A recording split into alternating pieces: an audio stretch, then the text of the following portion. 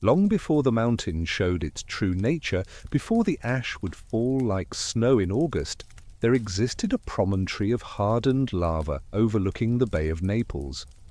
The Oscan people, those ancient inhabitants of Campania, recognized something special in this elevated ground. They saw how the morning sun painted the waters gold, and how the fertile black soil yielded crops that seemed blessed by the gods themselves.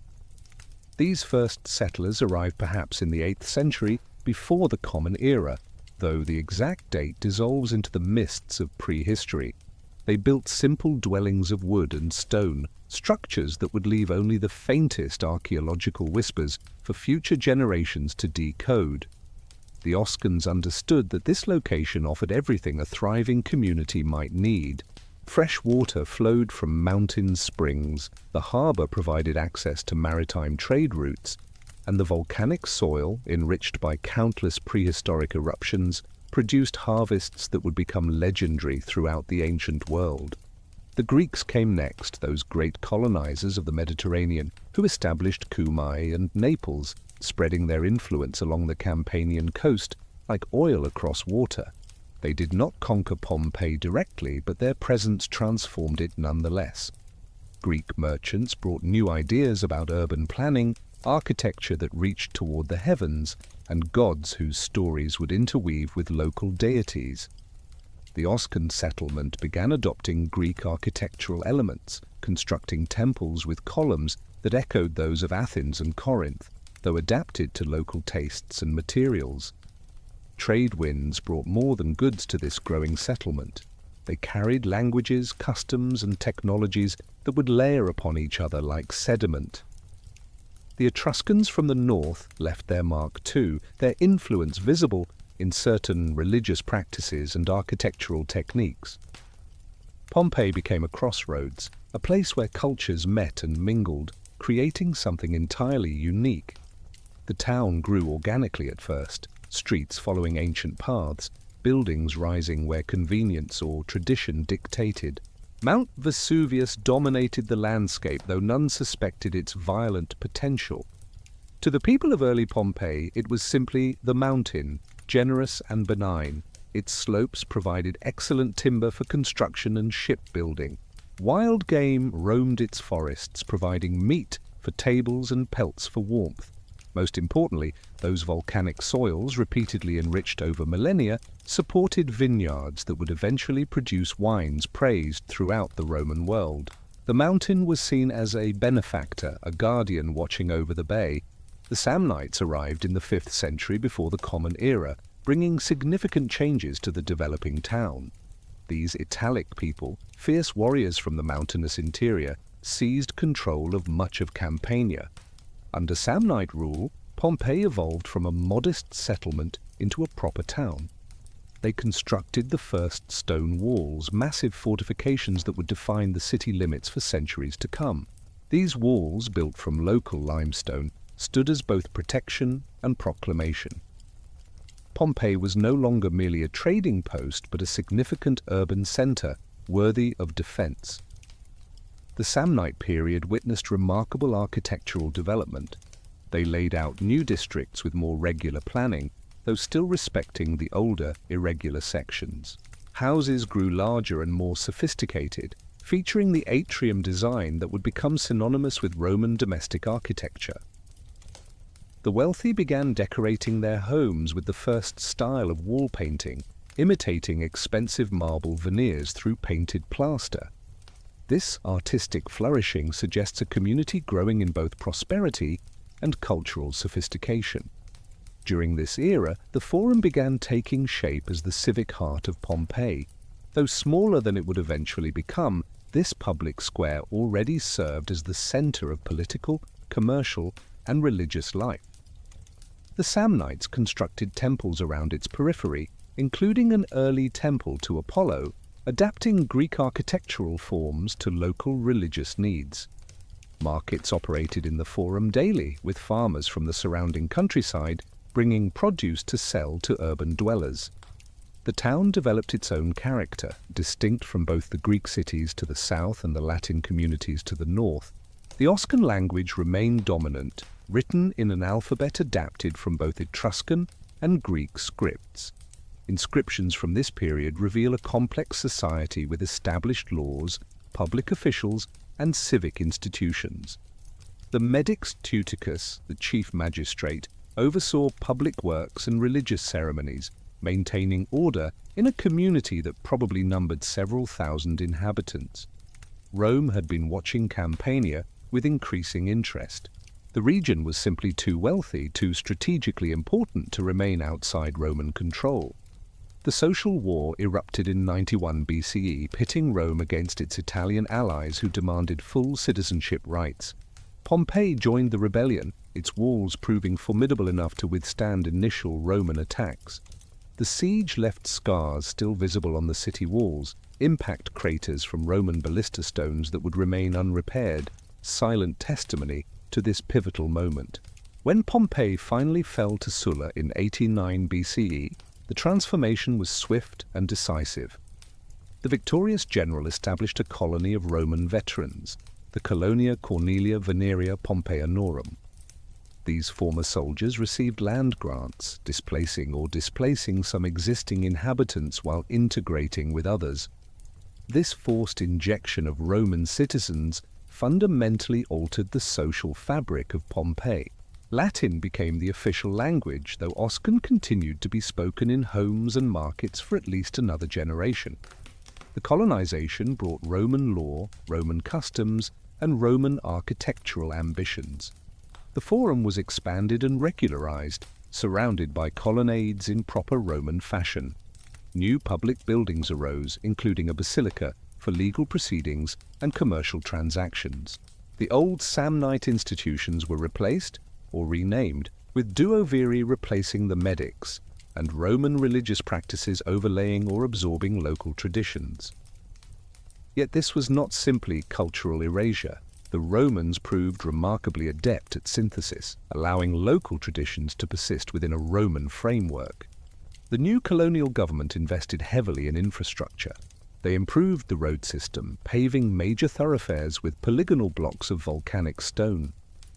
These streets featured raised sidewalks and stepping stones that allowed pedestrians to cross without stepping in the muck that accumulated in the roadway.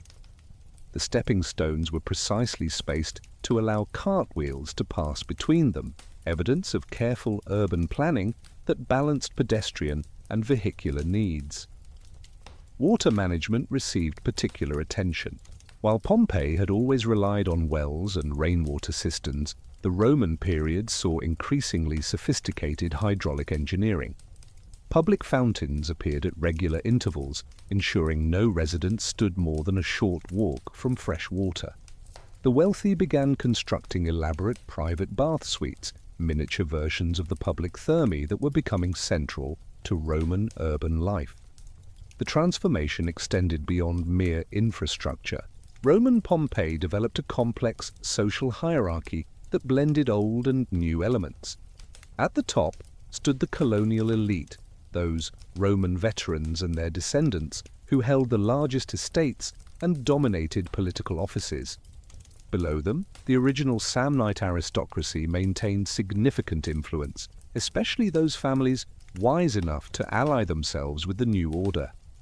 Freedmen, former slaves who had earned or purchased their liberty, formed an increasingly important middle class, often becoming wealthy through trade and manufacturing. The economy flourished under Roman rule. Pompeii sat at the intersection of important trade routes, both maritime and terrestrial.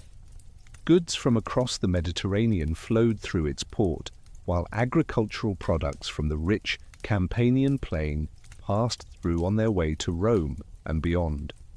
The city developed specialized industries, from wine production to textile processing. The garum factories, producing the fermented fish sauce Romans loved, filled certain quarters with their pungent aroma. This economic vitality attracted merchants and artisans from across the Mediterranean world. Greeks, Syrians, Jews, and Egyptians established themselves in Pompeii, bringing their skills, connections, and customs. The city became remarkably cosmopolitan for its size, with multiple languages heard in its streets and diverse religious practices observed in its temples. This diversity enriched Pompeii culturally and economically, creating networks that extended far beyond Campania.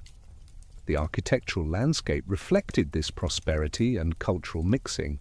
Wealthy homeowners competed to build ever more elaborate residences featuring multiple atria, private gardens surrounded by colonnaded peristyles, and walls decorated with increasingly sophisticated frescoes. The second style of wall painting emerged, creating illusionistic architectural vistas that seemed to dissolve the physical boundaries of rooms. These paintings required skilled artists and expensive pigments, demonstrating both the wealth and cultural aspirations of Pompeian elite. Public buildings matched private ambitions. The large theatre, built into a natural hillside in the Greek manner but decorated in Roman style, could accommodate 5,000 spectators. The smaller covered theatre, or Odeon, hosted musical performances and poetry readings for more intimate audiences. These venues brought professional performers from across the empire, exposing provincial Pompeii to the latest cultural trends from Rome, Alexandria, and Athens. Religious life grew increasingly complex as Roman cults merged with existing traditions. The Temple of Venus became the official patron deity of the colony, but older gods retained their devotees. Apollo, Jupiter, and Mercury received regular sacrifices, while mystery cults found adherents, among those seeking more personal religious experiences. The Temple of Isis, rebuilt after an earthquake, attracted worshippers with its promise of eternal life and elaborate initiation rituals.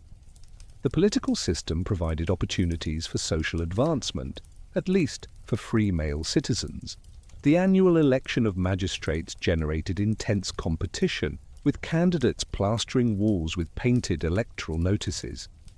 These programmata reveal a vibrant democratic culture with various groups endorsing candidates. Fullers, bakers, perfume sellers, even ball players formed voting blocks, their endorsements carrying weight in tight elections.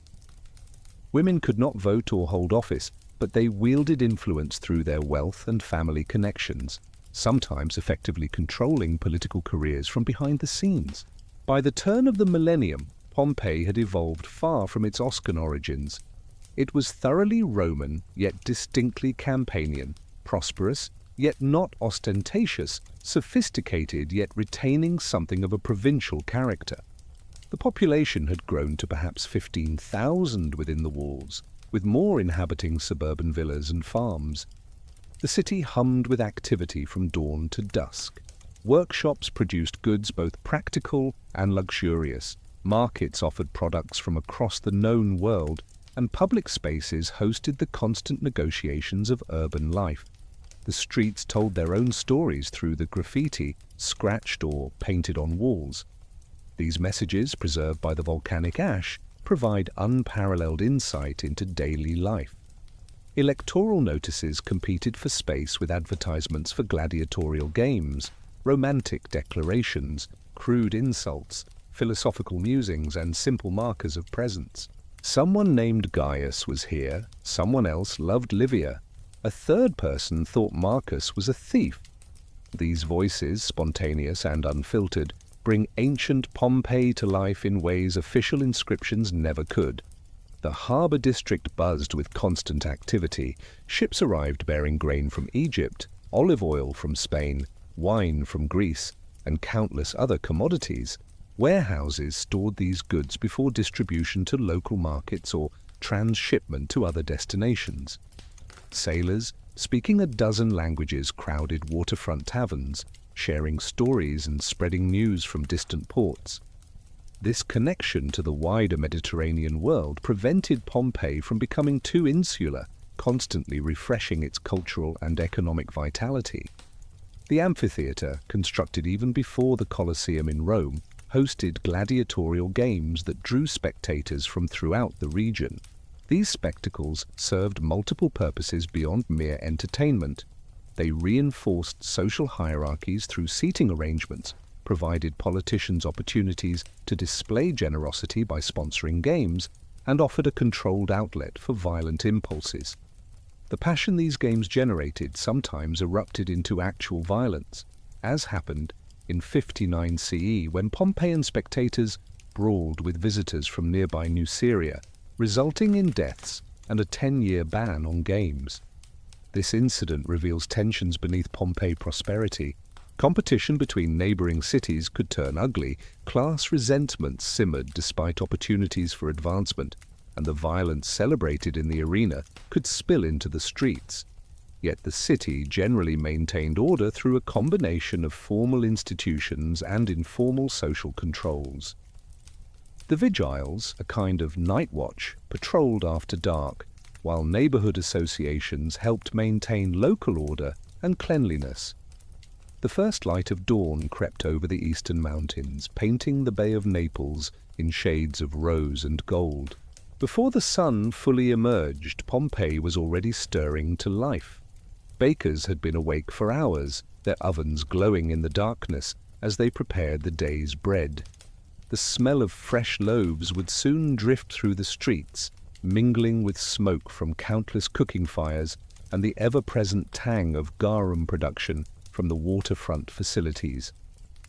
In modest apartments above shops and in grand houses alike, the morning ritual began with slaves or servants lighting braziers and preparing warm water for washing.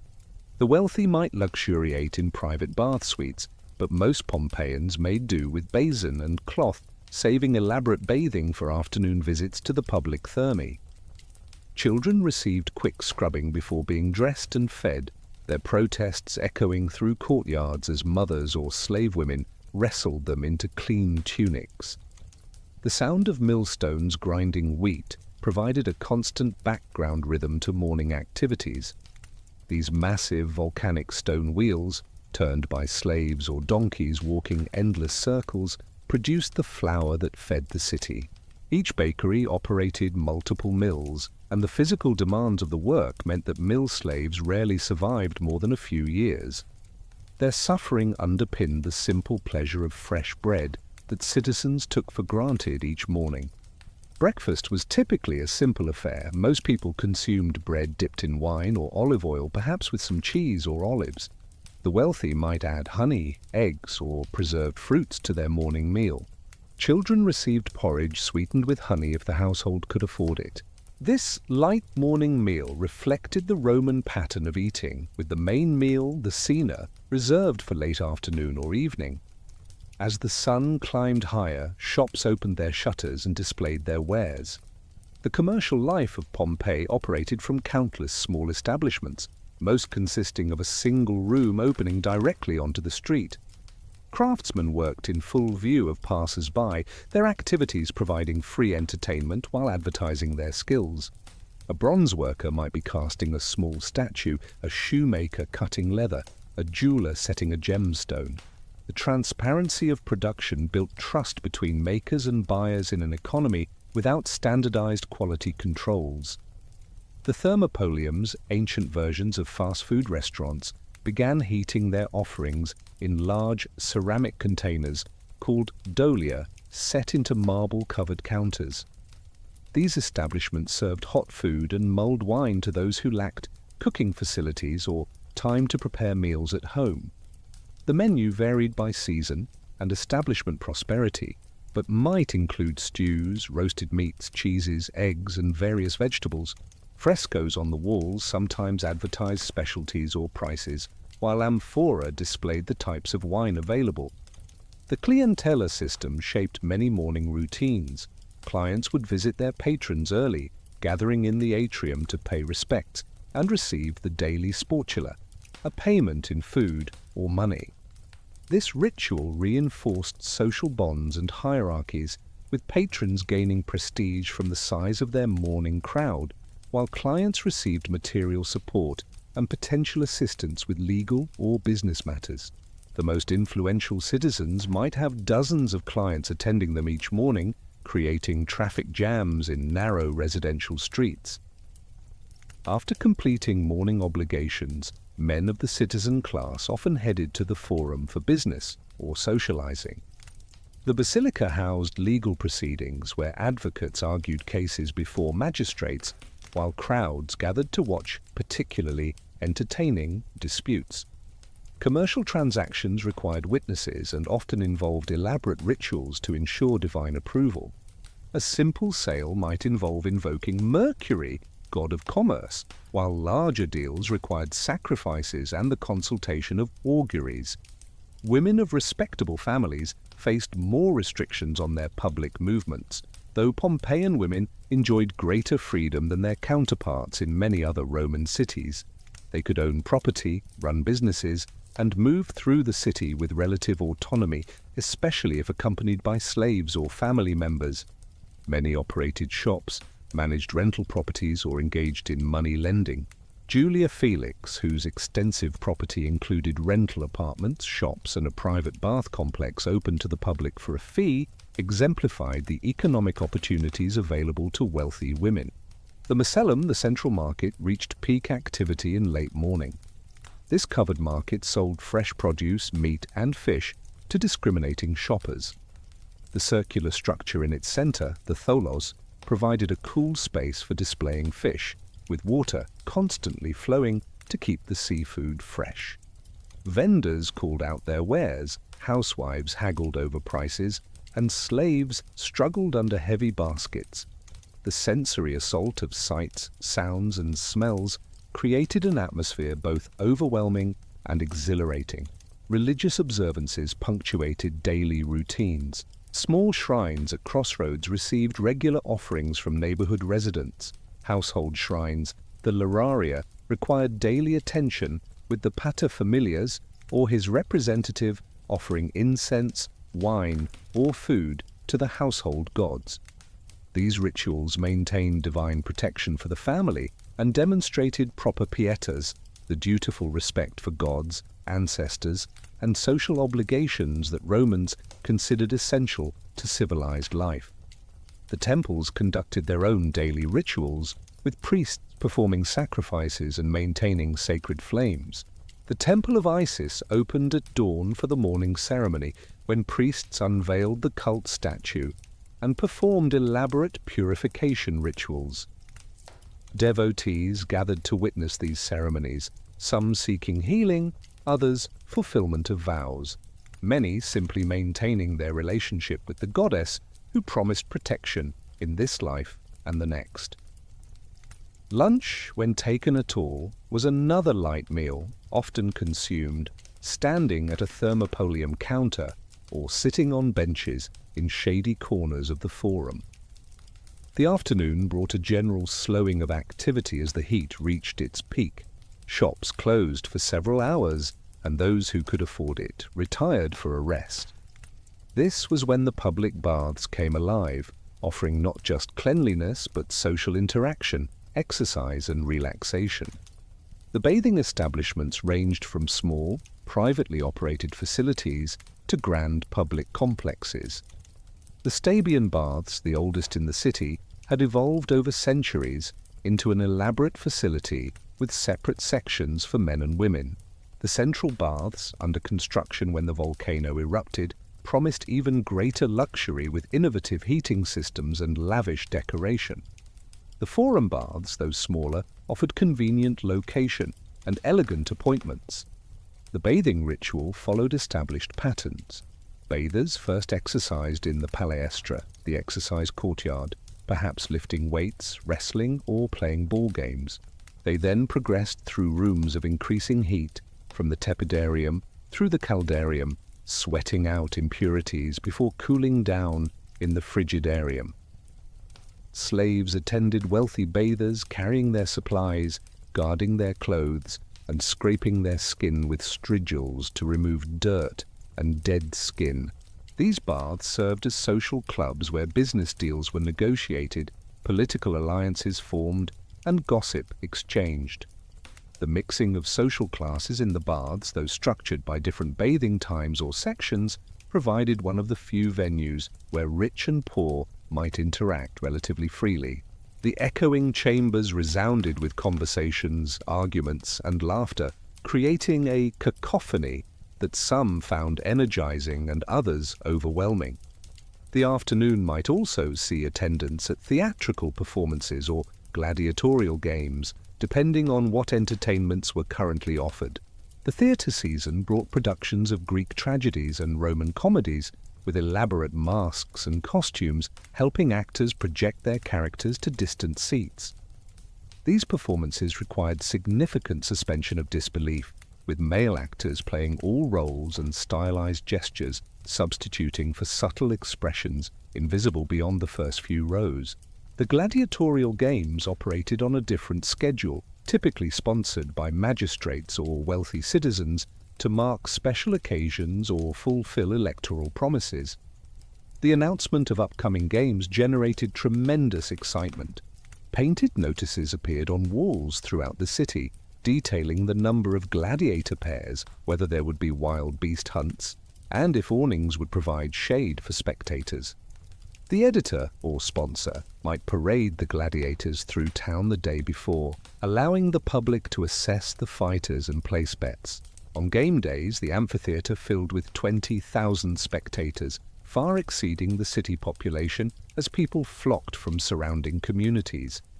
The seating arrangements reinforced social hierarchies, with magistrates and distinguished citizens in the Ima Cavea closest to the action, ordinary citizens in the media cavea, and women, slaves, and the poor relegated to the summa cavea at the top. Yet the shared experience of watching combat created a temporary community, united in bloodlust and excitement. The games began with elaborate processions and mock battles, building anticipation for the main events. When gladiators finally faced each other, the crowd became active participants, shouting advice, cheering skillful moves, and ultimately deciding the fate of defeated fighters. The thumb gestures of popular imagination were just one part of a complex communication between crowd, editor, and combatants that determined whether a defeated gladiator would live to fight again. Between the scheduled entertainments, Pompeians found amusement in simpler pleasures. Taverns offered dice games and board games along with wine and companionship. The conversation might range from philosophical debates to crude jokes, with social distinctions temporarily softened by alcohol. Graffiti preserves fragments of tavern life, from wine prices to gambling disputes to boasts about sexual conquests that may or may not have occurred.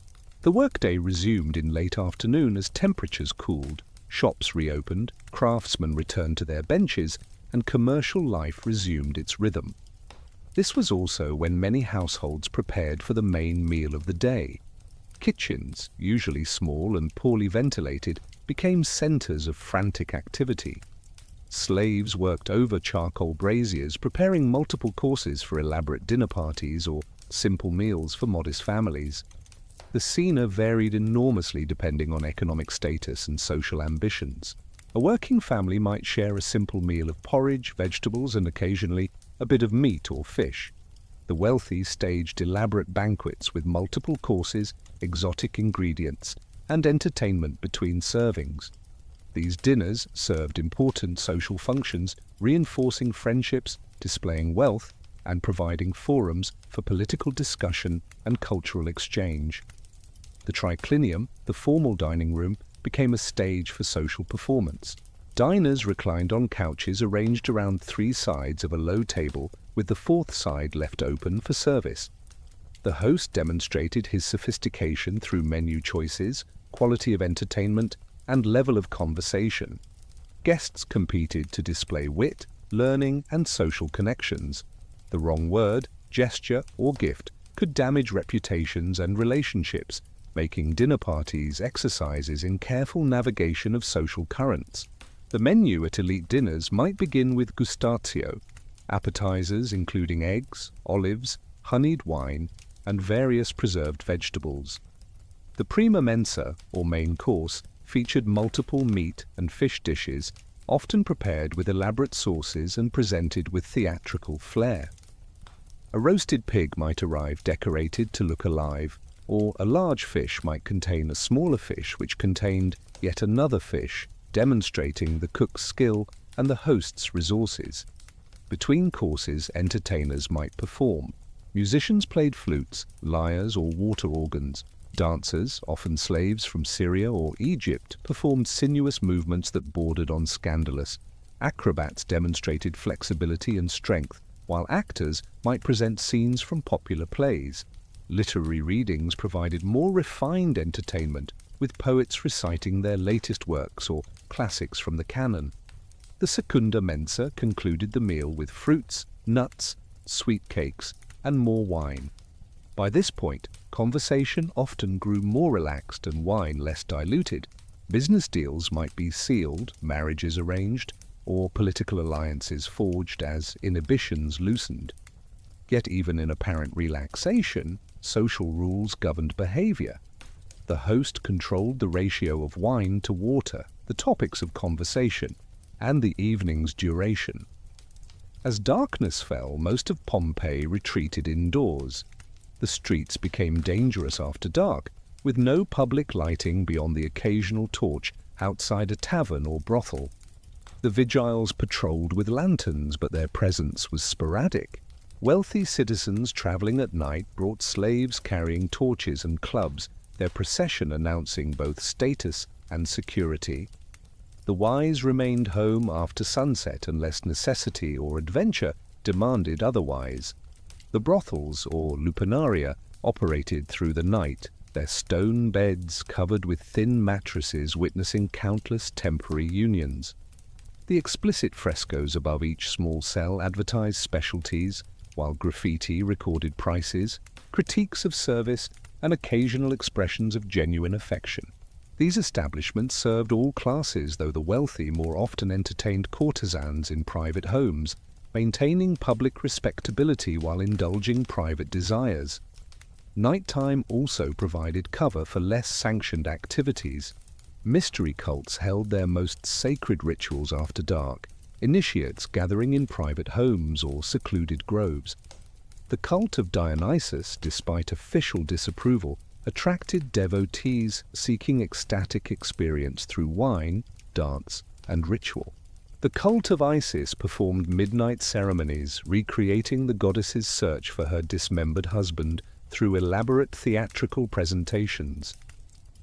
Crime flourished in darkness despite the vigiles and their efforts. Burglars targeted shops and homes, counting on darkness and the deep sleep of exhausted workers. Graffiti warns of specific thieves operating in particular neighborhoods, suggesting organized criminal activity. Violence erupted from drunken disputes, romantic rivalries, and simple robbery. The morning often revealed casualties of nighttime adventures, though the authorities showed little interest in investigating crimes against the poor. Yet for all its dangers, night held its own attractions. Lovers met in shadowy gardens, their trysts remembered in poetry, scratched on walls.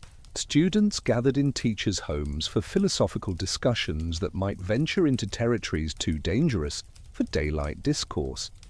Artists and writers found inspiration in the quiet hours, creating by lamplight works that would outlive their creators by millennia. The cycle of day and night, work and rest, public duty and private pleasure created a rhythm that shaped Pompeian life. Each social class, profession and age group moved through their own patterns while intersecting with others in predictable ways. The baker's pre-dawn labor ensured the magistrate's morning bread.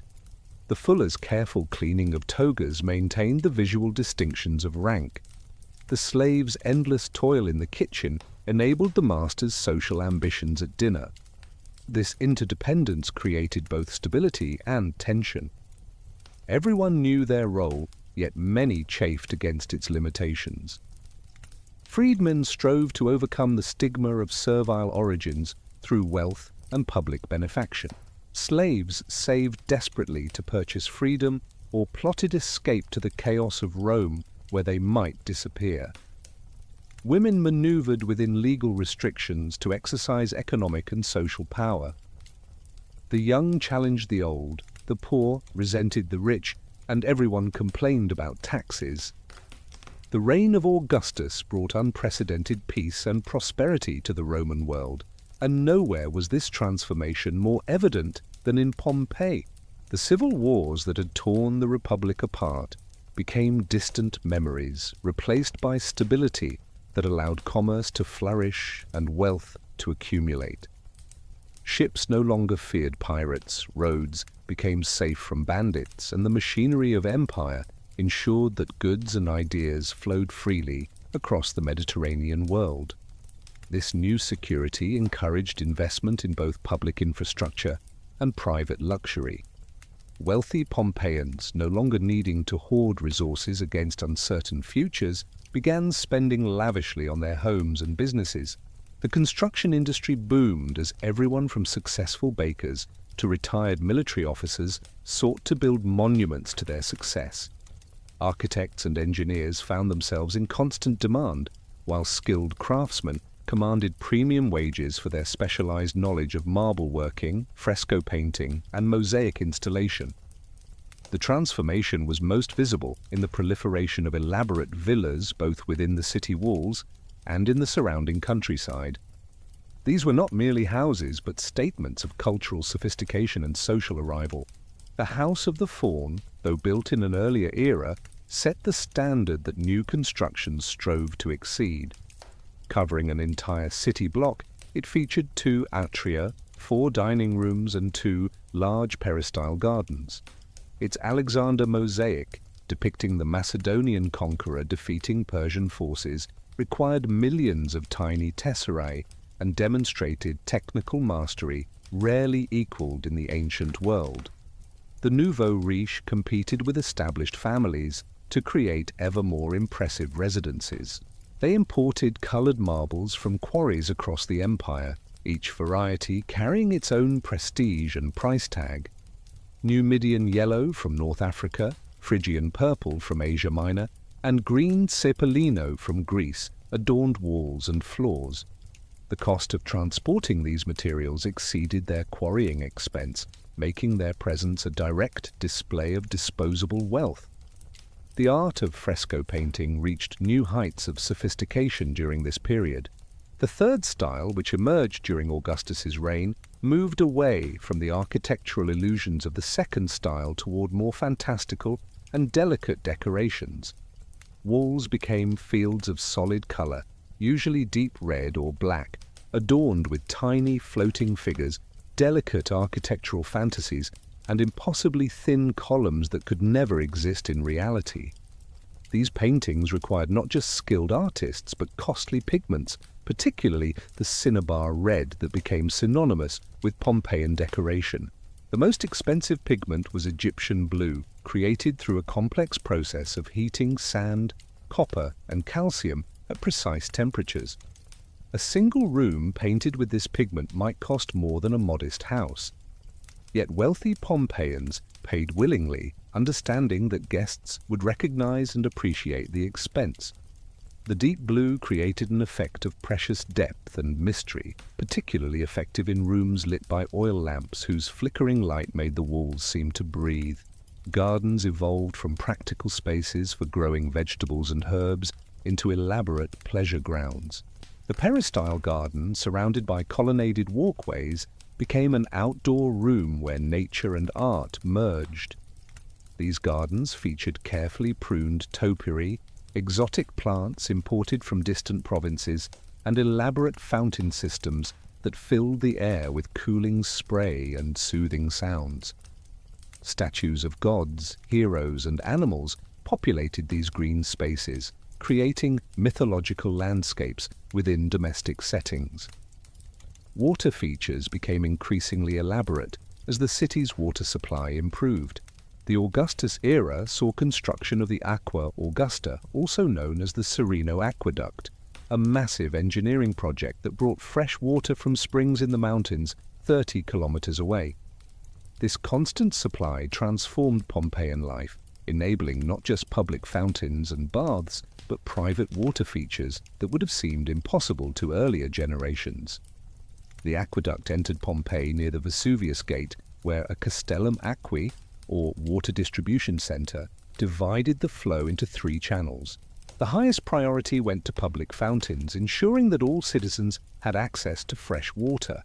The second channel supplied the public baths, while the third served private customers who paid substantial fees for the privilege of running water.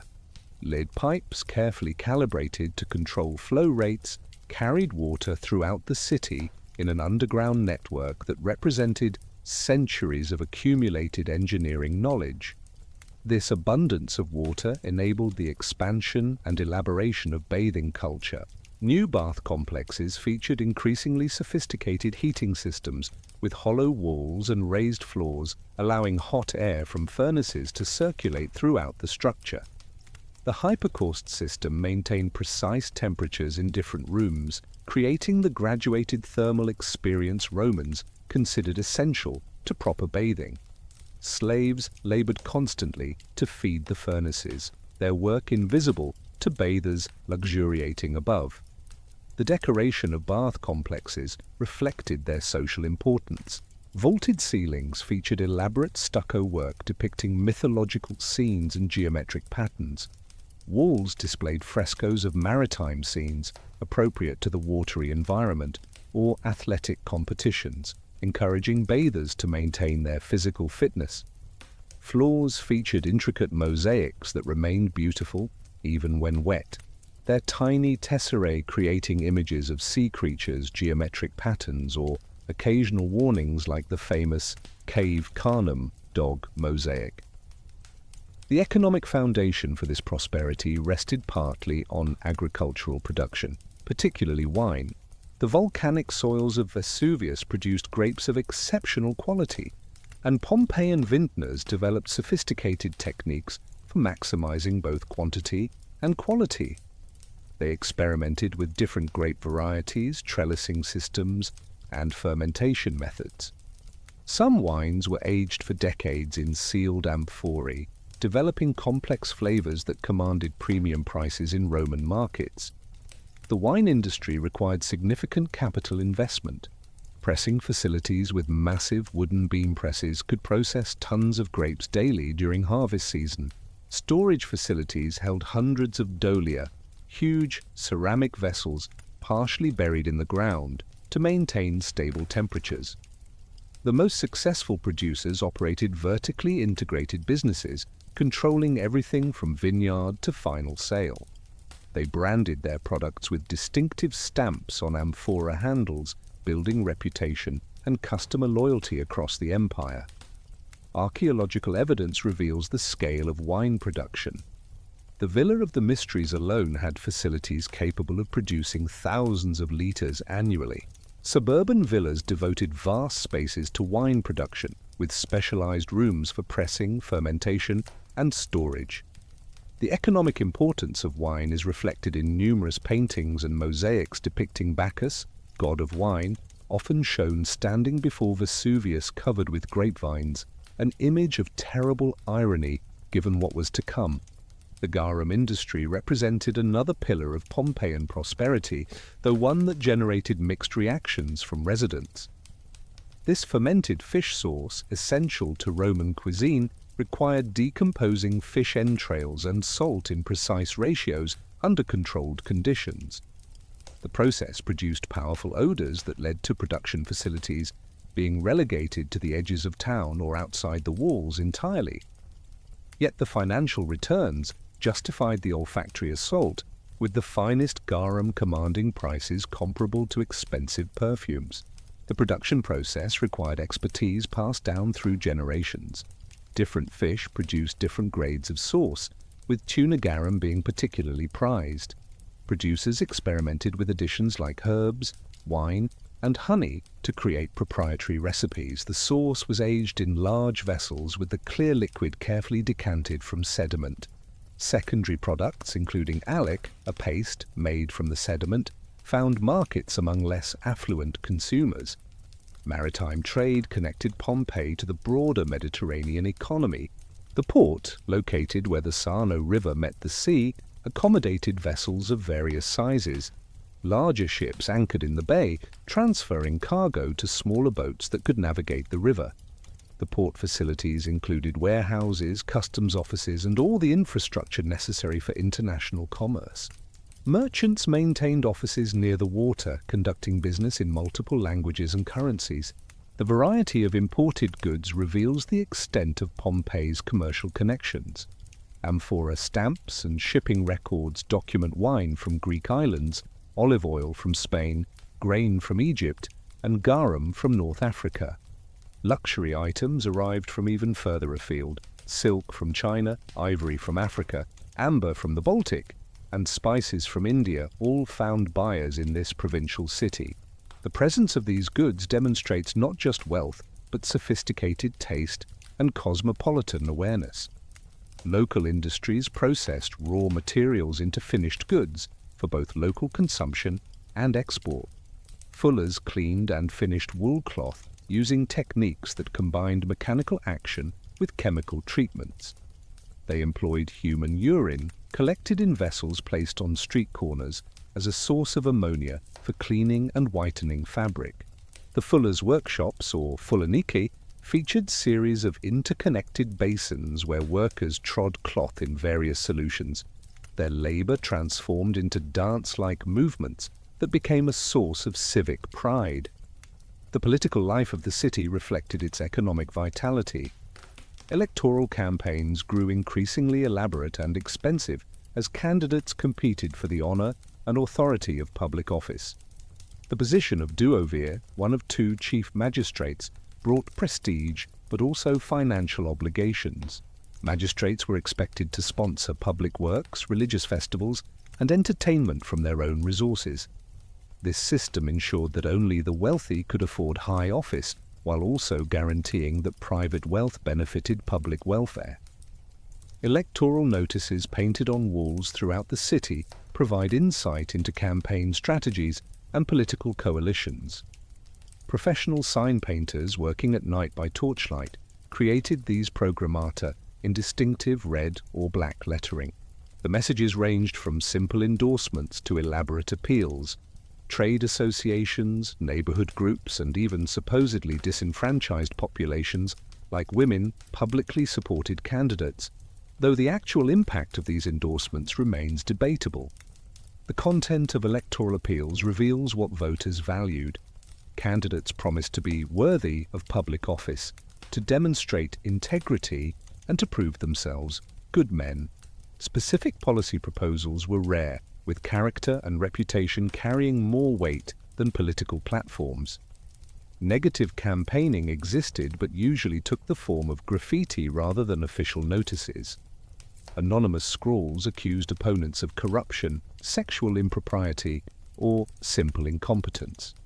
The actual voting process combined elements of democracy with careful control. Only adult male citizens could vote, a minority of the total population. They gathered in the forum on election day, dividing into voting units that gave disproportionate weight to wealthy citizens. The complex procedure, involving wooden tablets and ballot boxes, provided multiple opportunities for influence and manipulation. Yet the fierce competition and public engagement suggest that elections mattered to ordinary Pompeians, even if the system favored elite interests. Religious life flourished alongside political and economic activity. New cults arrived with foreign merchants and gradually found local adherents. The Temple of Isis underwent major renovation after an earthquake in 62 CE, funded by a freedman whose 6-year-old son received credit for the restoration in exchange for early admission to the city council. This arrangement, technically illegal but socially accepted, demonstrates how wealth could overcome legal barriers and how foreign religions gained respectability through civic benefaction. The cult of the emperor added another layer to religious practice. Temples dedicated to the genius, or divine spirit, of the emperor provided venues for demonstrating loyalty to Rome while maintaining local autonomy. The position of Severe Augustalis, priests of the imperial cult, offered wealthy freedmen a path to social prominence otherwise denied by their servile origins. These priests funded elaborate ceremonies and public banquets, their generosity earning respect that gradually eroded prejudices against their backgrounds. Public festivities marked the calendar throughout the year. Religious festivals, agricultural celebrations, and commemorations of historical events provided regular breaks from routine labor. These occasions featured processions through the streets, sacrifices at temples, public banquets, and theatrical or gladiatorial entertainment. The entire city participated, with different social groups playing prescribed roles that reinforced hierarchies while creating temporary community. The Saturnalia in December inverted normal social relations, with slaves dining while masters served and everyone enjoying unusual freedom of speech. The February Parentalia honored deceased ancestors with offerings at tombs and family gatherings. The April Venalia celebrated the wine harvest with tastings of new vintages and prayers for continued agricultural success. These festivals provided rhythm to the year, marking seasons and creating shared memories that bound the community together. Art and literature flourished in this atmosphere of prosperity and relative freedom. Pompeii produced no great authors whose names survive, but graffiti reveals a population familiar with Virgil, Ovid, and other classical authors. Lines from the Aeneid appear on walls throughout the city, sometimes accurately quoted, sometimes creatively adapted to local circumstances. This literary culture extended beyond the elite, with even modest shops displaying verses that suggest widespread basic literacy. The visual arts reached extraordinary heights of achievement. Painters working in Pompeii developed techniques and styles that influenced Roman art throughout the empire. They mastered perspective, creating convincing illusions of depth on flat walls. They captured human emotion and divine majesty with equal skill. They could work in miniature, creating tiny scenes of extraordinary detail, or in grand scale, covering entire walls with panoramic vistas. Mosaicists achieved comparable excellence, whether creating geometric patterns of mathematical precision or figured scenes of narrative complexity. The finest mosaics employed millions of tesserae, each piece individually cut and placed to create subtle gradations of color and shadow. The technique of opus vermiculatum, using tiny tesserae to create effects comparable to painting, reached levels of refinement that later ages would struggle to match. Sculptors worked in marble, bronze, and terracotta, producing everything from colossal statues of emperors to intimate household shrines. They repaired and adapted Greek originals, created Roman copies, and developed new forms expressing contemporary tastes. Garden sculptures range from traditional gods and heroes to whimsical animals and exotic figures. Portrait busts captured individual character, with sometimes unsettling realism, preserving faces that would otherwise be lost to time. The decorative arts flourished as wealthy patrons demanded ever more elaborate furnishings. Furniture makers inlaid wood with ivory, bone, and precious metals. Metal workers created elaborate candelabra, braziers, and serving vessels. Glass makers produced vessels of extraordinary delicacy, some so thin they seemed to be made of frozen breath. Jewelers worked in gold, silver, and gemstones, creating pieces that displayed both wealth and artistic sophistication. This cultural flowering depended on networks of patronage and training that connected Pompeii to larger artistic centers. Master craftsmen arrived from Rome, Alexandria, and Athens, bringing techniques and styles that local apprentices absorbed and adapted. Wealthy patrons commissioned works from famous artists, their prestige reflecting on the city as a whole.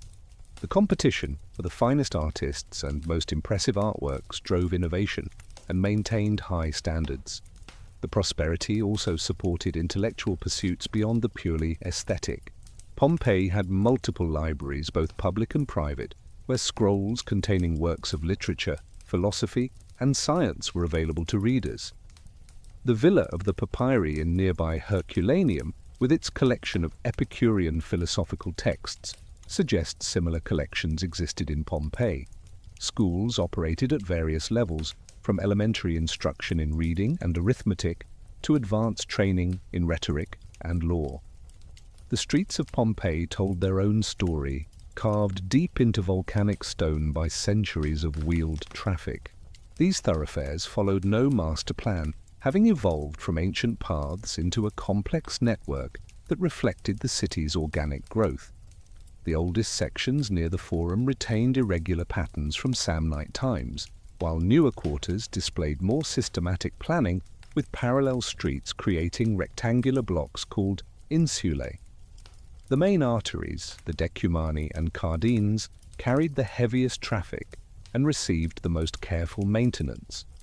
These streets measured up to 8 meters wide, enough for 2 carts to pass with room for pedestrians on raised sidewalks. The Via dell'Abbondanza, the principal east-west thoroughfare, bustled with constant activity as goods moved between the Forum and the Sarno Gate. The Via Stabiana, running north to south, connected the harbour district with the agricultural lands beyond the Vesuvius Gate. Volcanic stone pavers, polygonal blocks fitted together with remarkable precision, formed the road surface. These stones, quarried from ancient lava flows, possessed extraordinary durability, but also presented challenges. Rain turned their surface slippery, while summer sun heated them until they burned bare feet.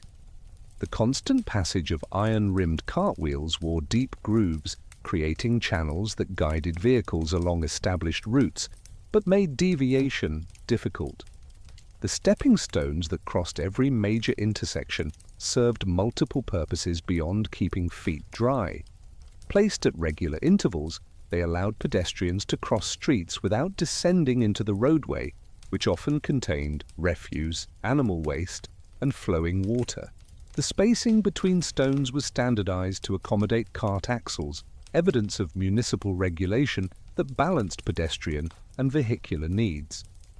These stones also slowed wheeled traffic, functioning as ancient speed bumps that protected pedestrians in crowded areas. The sidewalks themselves varied in height and width depending on location and period of construction. Some rose nearly a meter above the street level, requiring steps at regular intervals for access to buildings. Others remained low and narrow, forcing pedestrians into single file. Property owners were responsible for maintaining the sidewalk in front of their buildings, leading to inconsistent quality. Some sections featured smooth stone paving, others simple beaten earth, and a few displayed elaborate mosaics advertising businesses or warning against specific behaviors. Water flowed constantly through the streets, whether from public fountains, private overflow, or rain. The slight gradient of most streets channeled this water toward the city walls, carrying away debris and diluting waste. During heavy rains, streets became torrents, the stepping stones providing essential refuge for those caught outside. The drainage system, though rudimentary by modern standards, represented sophisticated understanding of urban hydraulics. Public fountains punctuated the streetscape at regular intervals, never more than 80 meters apart. These fountains, fed by lead pipes from the main aqueduct system, provided fresh water to all residents regardless of economic status. Each fountain consisted of a rectangular basin carved from single blocks of volcanic stone, with water flowing continuously from decorated spouts. The overflow ran into the streets, contributing to the constant flow that helped maintain sanitation. The design of these fountains balanced practical function with artistic expression. Many featured carved reliefs depicting gods, mythological scenes, or simple geometric patterns. Some bore inscriptions identifying the magistrate who funded their construction or restoration. The wear patterns on fountain edges, polished smooth by countless hands and water vessels, testify to their constant use. These gathering places served social functions beyond water collection, providing venues for gossip, flirtation, and informal business transactions. The House of the Faun dominated an entire city block in the heart of Pompeii, its grandeur unmatched by any other private residence. Built during the 2nd century BCE and continuously modified over subsequent generations, it represented the pinnacle of domestic architecture. The main entrance, flanked by shops that provided rental income, opened onto an atrium of exceptional proportions. The impluvium, the rectangular basin that collected rainwater, was surrounded by columns of the finest marble. Beyond the atrium lay room after room of increasing magnificence. Two peristyle gardens provided light and air to the interior spaces while creating settings for outdoor dining and entertainment. The larger garden featured a colonnade of 44 columns, creating a covered walkway that offered shade in summer and protection from rain in winter. Statues, fountains, and carefully cultivated plants transformed this space into a private paradise that rivaled public gardens. The decoration throughout the house displayed wealth and cultural sophistication. The famous Alexander mosaic, now in Naples but originally covering the floor of an exedra opening onto the first peristyle, contained over 1 million tesserae. This masterpiece depicted Alexander the Great defeating Darius III at the Battle of Issus, every detail rendered with painterly precision. The selection of this subject matter proclaimed the owner's education, appreciation for Greek culture, and perhaps political ambitions that identified with the great conqueror. Other rooms featured equally impressive decorations, though none matched the Alexander mosaic in scale or ambition. Bedrooms displayed delicate frescoes of mythological scenes, their intimate scale appropriate to private spaces. Dining rooms bore elaborate floor mosaics designed to hide food debris during banquets while entertaining guests with their imagery. The consistent quality throughout the house suggested a coherent decorative program, likely overseen by a master artist who coordinated the work of numerous specialists. The Villa of the Mysteries, located outside the city walls along the road to Herculaneum, presented different architectural solutions to the challenge of elite living. This suburban villa, unencumbered by urban space constraints, sprawled across artificial terraces that provided panoramic views of the bay. The agricultural components of the villa, including wine production facilities and storage areas, integrated with residential spaces in ways impossible within the city walls. The villa's most famous feature was the Hall of Mysteries, a room decorated with a continuous frieze depicting initiation into Dionysian mysteries. These nearly life-size figures, painted against a vivid red background, created an immersive environment that transported viewers into sacred ritual. The precise meaning of these scenes remains debated, but their power to evoke religious awe remains undiminished. The quality of the painting, with its masterful use of perspective and human anatomy, ranks among the finest surviving examples of ancient art. The architectural plan of the Villa of the Mysteries revealed how elite Romans negotiated between public and private life. Reception rooms near the entrance accommodated visitors and clients, while family quarters occupied more secluded areas. Slave quarters and service areas were carefully segregated, allowing the household to function smoothly without disrupting the owner's comfort. Gardens and terraces provided multiple venues for entertainment, from intimate gatherings to large parties. The suburban location offered advantages beyond space. Distance from the city meant freedom from urban noise, smells, and social obligations. The surrounding agricultural land provided both income and fresh produce for the table. The elevation caught cooling breezes in summer, while the solid construction provided warmth in winter. These villas represented not escape from urban life, but complement to it, allowing their owners to enjoy both city and country pleasures. The brothels of Pompeii, particularly the purpose-built lupanar near the Forum, provided archaeologists with unprecedented insight into ancient sexuality. Unlike many establishments that offered prostitution alongside other services, this building was designed exclusively for commercial sex. 2 stories high with 5 small rooms per floor, it could accommodate multiple transactions simultaneously. The stone beds built into each cell were covered with mattresses, now long decomposed, but their impression still visible. The explicit frescoes above each doorway served as a menu of services, their graphic nature shocking to many modern visitors, but matter-of-fact to ancient clients. These paintings employed a limited iconographic vocabulary, depicting various positions and combinations with clinical directness. The quality of painting was competent but not exceptional, suggesting this was commercial art rather than aesthetic expression. The images helped overcome language barriers in a city where clients might speak Latin, Greek, Oscan, or any number of other languages.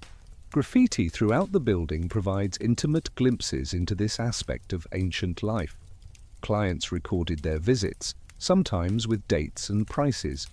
Prostitutes scratched their names or pseudonyms on walls.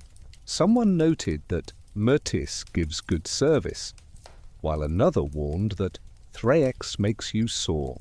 These casual notations humanize what might otherwise seem a purely commercial enterprise, revealing humor, satisfaction, disappointment, and occasionally what might have been genuine affection. The location and design of brothels reflected Roman attitudes towards sexuality that differed markedly from later Christian perspectives. Prostitution was legal, regulated, and considered a necessary social service.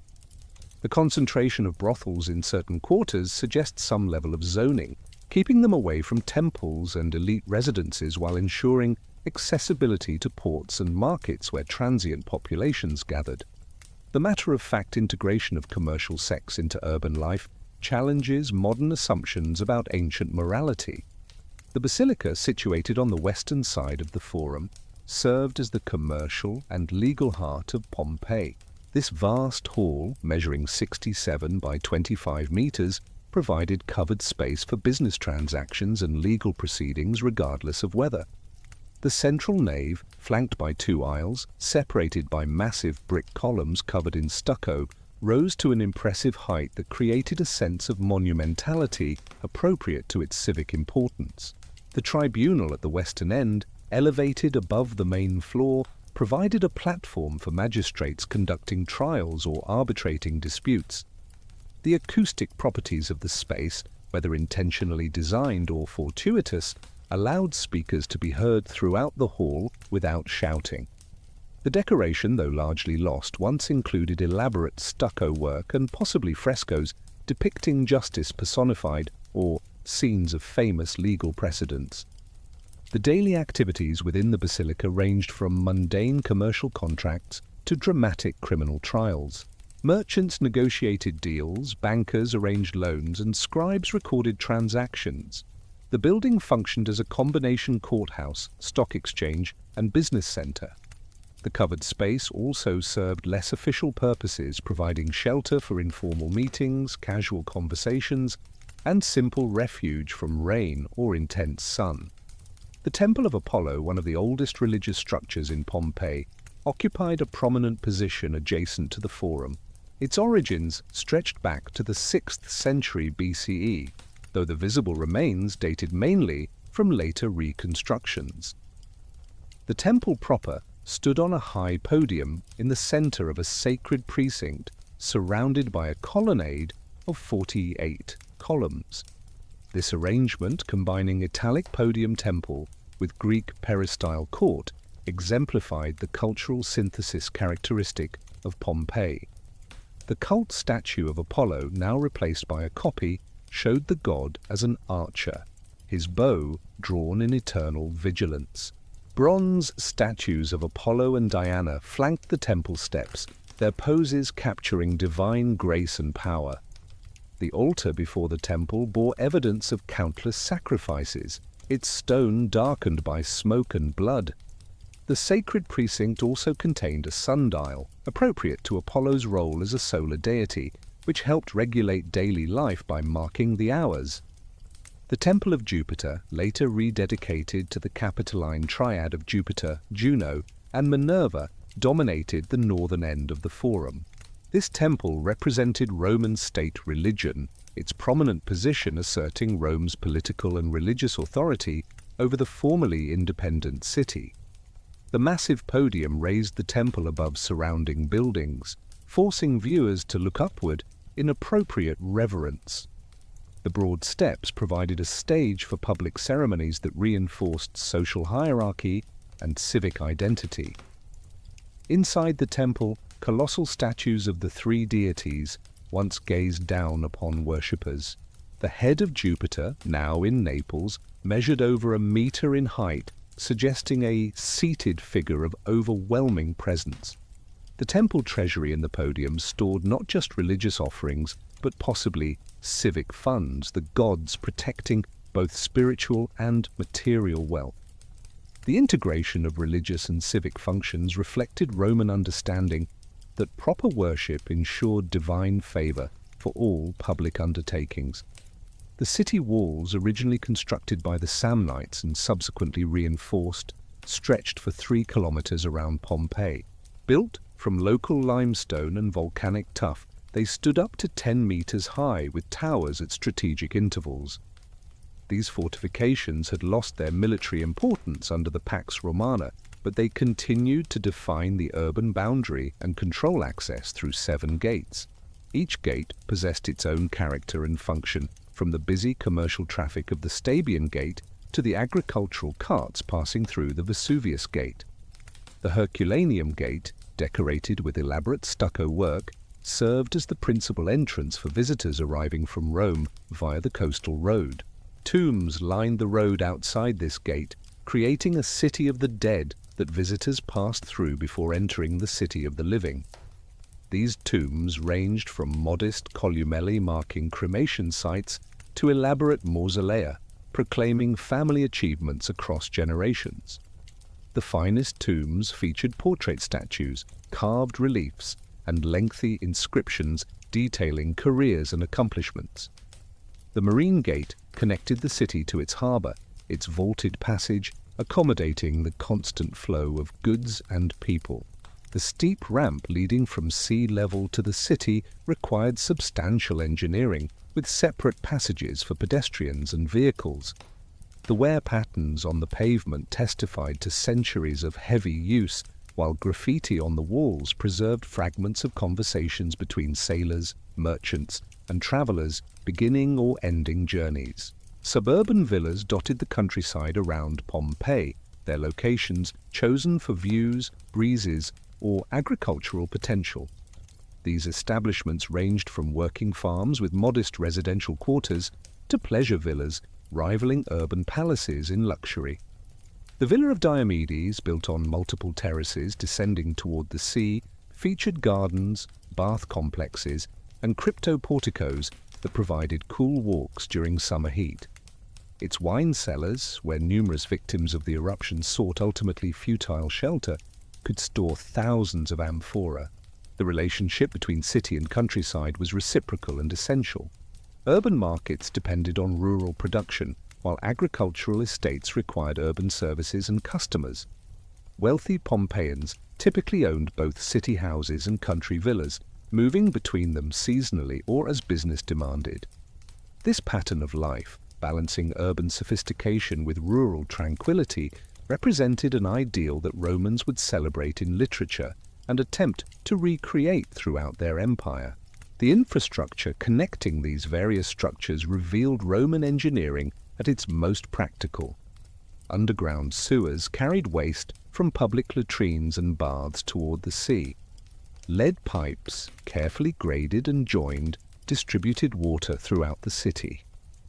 The streets themselves, with their careful drainage and durable paving, ensured that commerce could continue regardless of weather.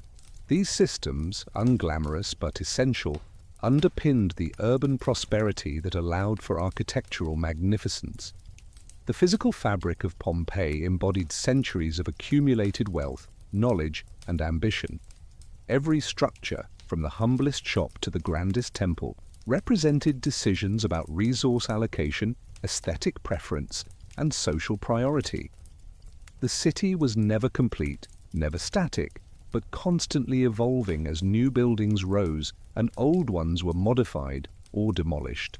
This process of urban evolution, frozen at a particular moment by volcanic catastrophe, provides an unparalleled record of ancient urban life. The architectural legacy of Pompeii influenced Roman construction throughout the empire.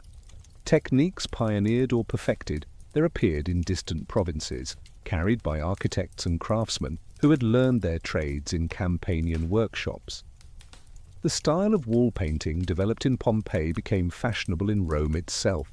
with emperors commissioning artists trained in Campanian techniques. The integration of architecture, painting, and sculpture into coherent aesthetic programs, so brilliantly achieved in Pompeian villas, set standards that would influence Western architecture for millennia. The graffiti scattered across Pompeii's walls preserved voices that official inscriptions would never record. These spontaneous writings, over 11,000 discovered so far, revealed the thoughts, desires, and daily concerns of ordinary people. Unlike the formal epitaphs and dedicatory inscriptions that proclaimed public virtues, graffiti captured unguarded moments of humanity. Someone named Secundus declared his love for Prima on the wall of the basilica, while nearby another hand wrote that Marcellus loved Livia badly, playing with the double meaning of male as both badly and passionately. Julia Felix emerged from these ancient records as one of Pompeii's most successful businesswomen. Her property occupied an entire block in the southeastern section of the city, a complex that included private apartments, rental units, shops, a large garden, and a bath complex open to the public. The inscription advertising her property for lease survives, offering the Venus bath, fitted up for the best people, shops with upper rooms and apartments for rent. The phrasing "for the best people" suggested exclusivity, while the reality of commerce meant anyone with sufficient coin could enter. The bath complex within Julia Felix's property competed with public facilities by offering a more refined atmosphere. Smaller and more intimate than the major public baths, it attracted those willing to pay premium prices for a superior experience. The decorative scheme included elaborate frescoes and a series of still life paintings that rank among the finest examples of ancient art. These paintings depicted everyday objects with extraordinary realism, from glass bowls of fruit to hanging game birds, transforming mundane subjects into aesthetic experiences. Her business model demonstrated sophisticated understanding of market segmentation and revenue diversification. The rental income from shops and apartments provided steady returns, while the bath complex generated daily revenue. The large garden, decorated with statuary and water features, could be rented for private parties, adding another income stream.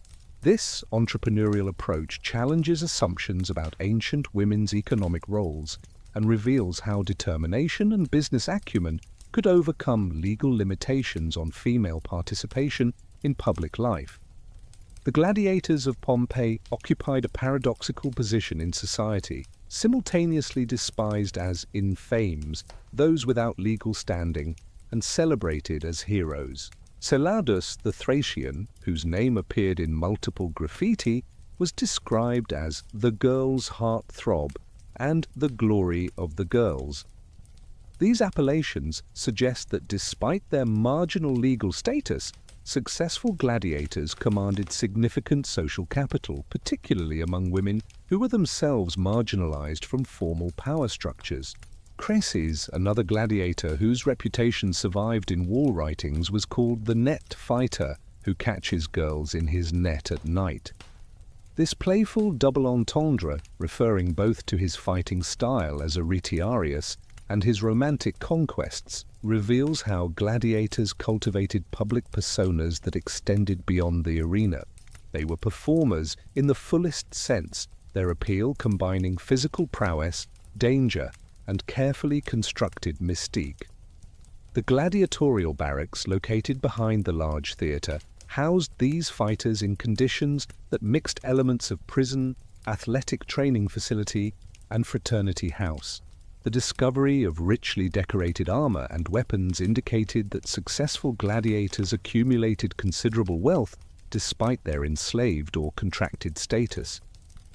One room yielded the remains of a woman adorned with expensive jewelry, leading to speculation about liaisons between gladiators and wealthy admirers, though she might equally have been seeking shelter during the eruption. The training regimen of gladiators involved sophisticated understanding of nutrition, exercise, and combat psychology. They consumed a diet heavy in barley and legumes, earning them the nickname barley eaters. which modern analysis suggests provided sustained energy and promoted bone density beneficial for combat. Training involved not just weapons practice, but choreographed movements that made fights entertaining while managing risk. The goal was spectacle rather than slaughter, with most gladiatorial contests ending in survival for both participants. The emotional lives of ordinary Pompeians emerged through thousands of personal messages scratched or painted on walls.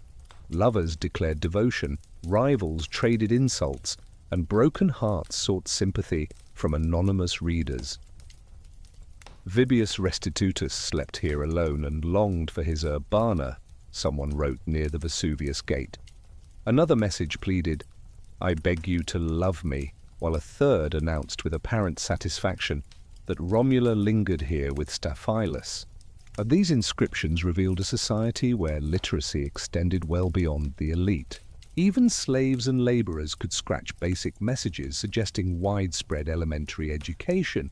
The quality of writing varied enormously, from elegant verses quoting Virgil to crude attempts at spelling common words.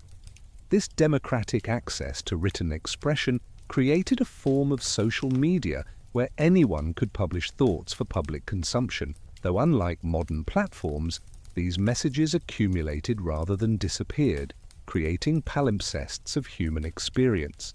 Children left their own traces throughout the city. Gaming boards scratched into pavement showed where they gathered to play, while small graffiti low on walls marked their presence.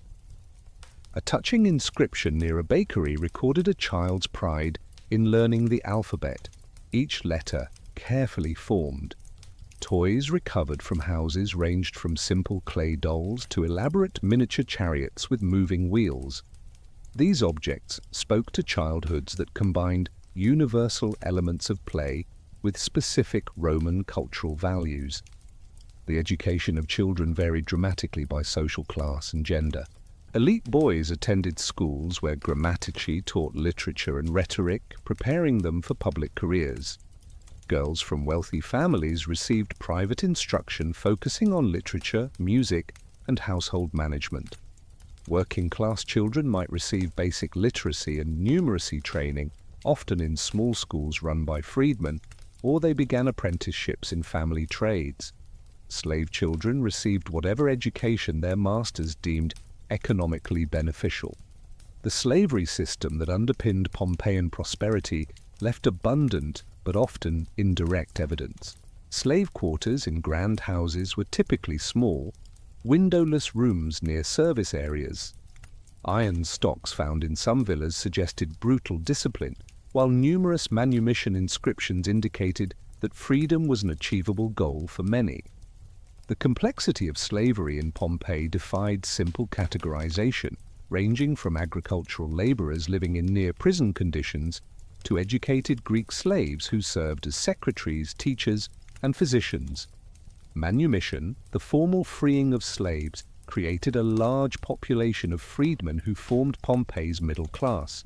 These liberti maintained complex relationships with former masters, owing them respect and sometimes labor while pursuing independent economic activities. Successful freedmen could amass considerable wealth, though legal restrictions prevented them from holding most public offices. Their sons, however, faced no such limitations, creating pathways for social mobility across generations. The tomb of Nevelea Tycha and her husband Gaius Munatius Faustus exemplified freedmen's success stories.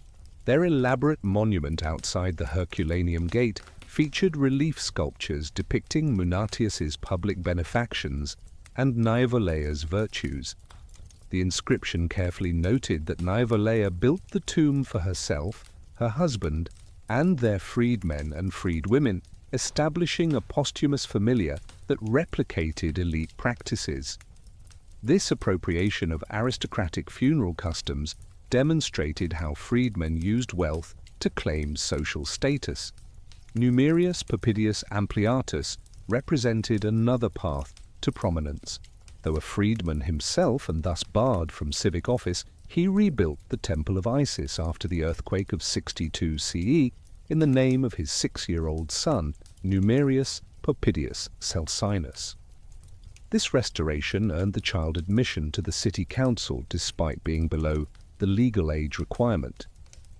The inscription crediting the child fooled no one about the true benefactor, but the fiction maintained legal proprieties while achieving practical goals. Foreign merchants brought their own traditions and gods to Pompeii. Evidence of Jewish presence appeared in graffiti and possibly in architectural remains that might represent a synagogue. Greek merchants maintained their language and customs while participating fully in commercial life. Syrian traders introduced Eastern luxuries and possibly new religious practices. These foreign communities created a cosmopolitan atmosphere unusual for a city of Pompeii's size. The presence of foreign languages appeared throughout the city. Greek graffiti mixed with Latin on walls, sometimes in the same message. Oscan, the pre-Roman local language, persisted in certain contexts, particularly religious formulas and personal names. This linguistic diversity reflected Pompeii's role as a commercial hub, where effective communication mattered more than linguistic purity. Merchants needed to speak multiple languages, creating a practical multilingualism that facilitated trade. The earthquake that struck on February 5, 62 CE, provided a defining moment in Pompeii's final decades. The tremor, estimated at magnitude 5 or 6, caused widespread damage throughout the region. In Pompeii, many public buildings collapsed or suffered severe structural damage. The water system failed as pipes broke and the Castellum Aquae cracked. Private homes lost walls and roofs, while some multi-story buildings pancaked completely. The immediate aftermath revealed both community solidarity and social tensions. Wealthy property owners had resources for quick repairs, while the poor struggled to find shelter. Some took advantage of the chaos to improve their properties, expanding into damaged neighboring structures or acquiring damaged properties at reduced prices. The city government faced overwhelming demands for public building restoration, while also managing private reconstruction that threatened to proceed without proper oversight. The reconstruction process transformed Pompeii in fundamental ways. New architectural styles replaced older forms, with fourth-style wall painting becoming dominant.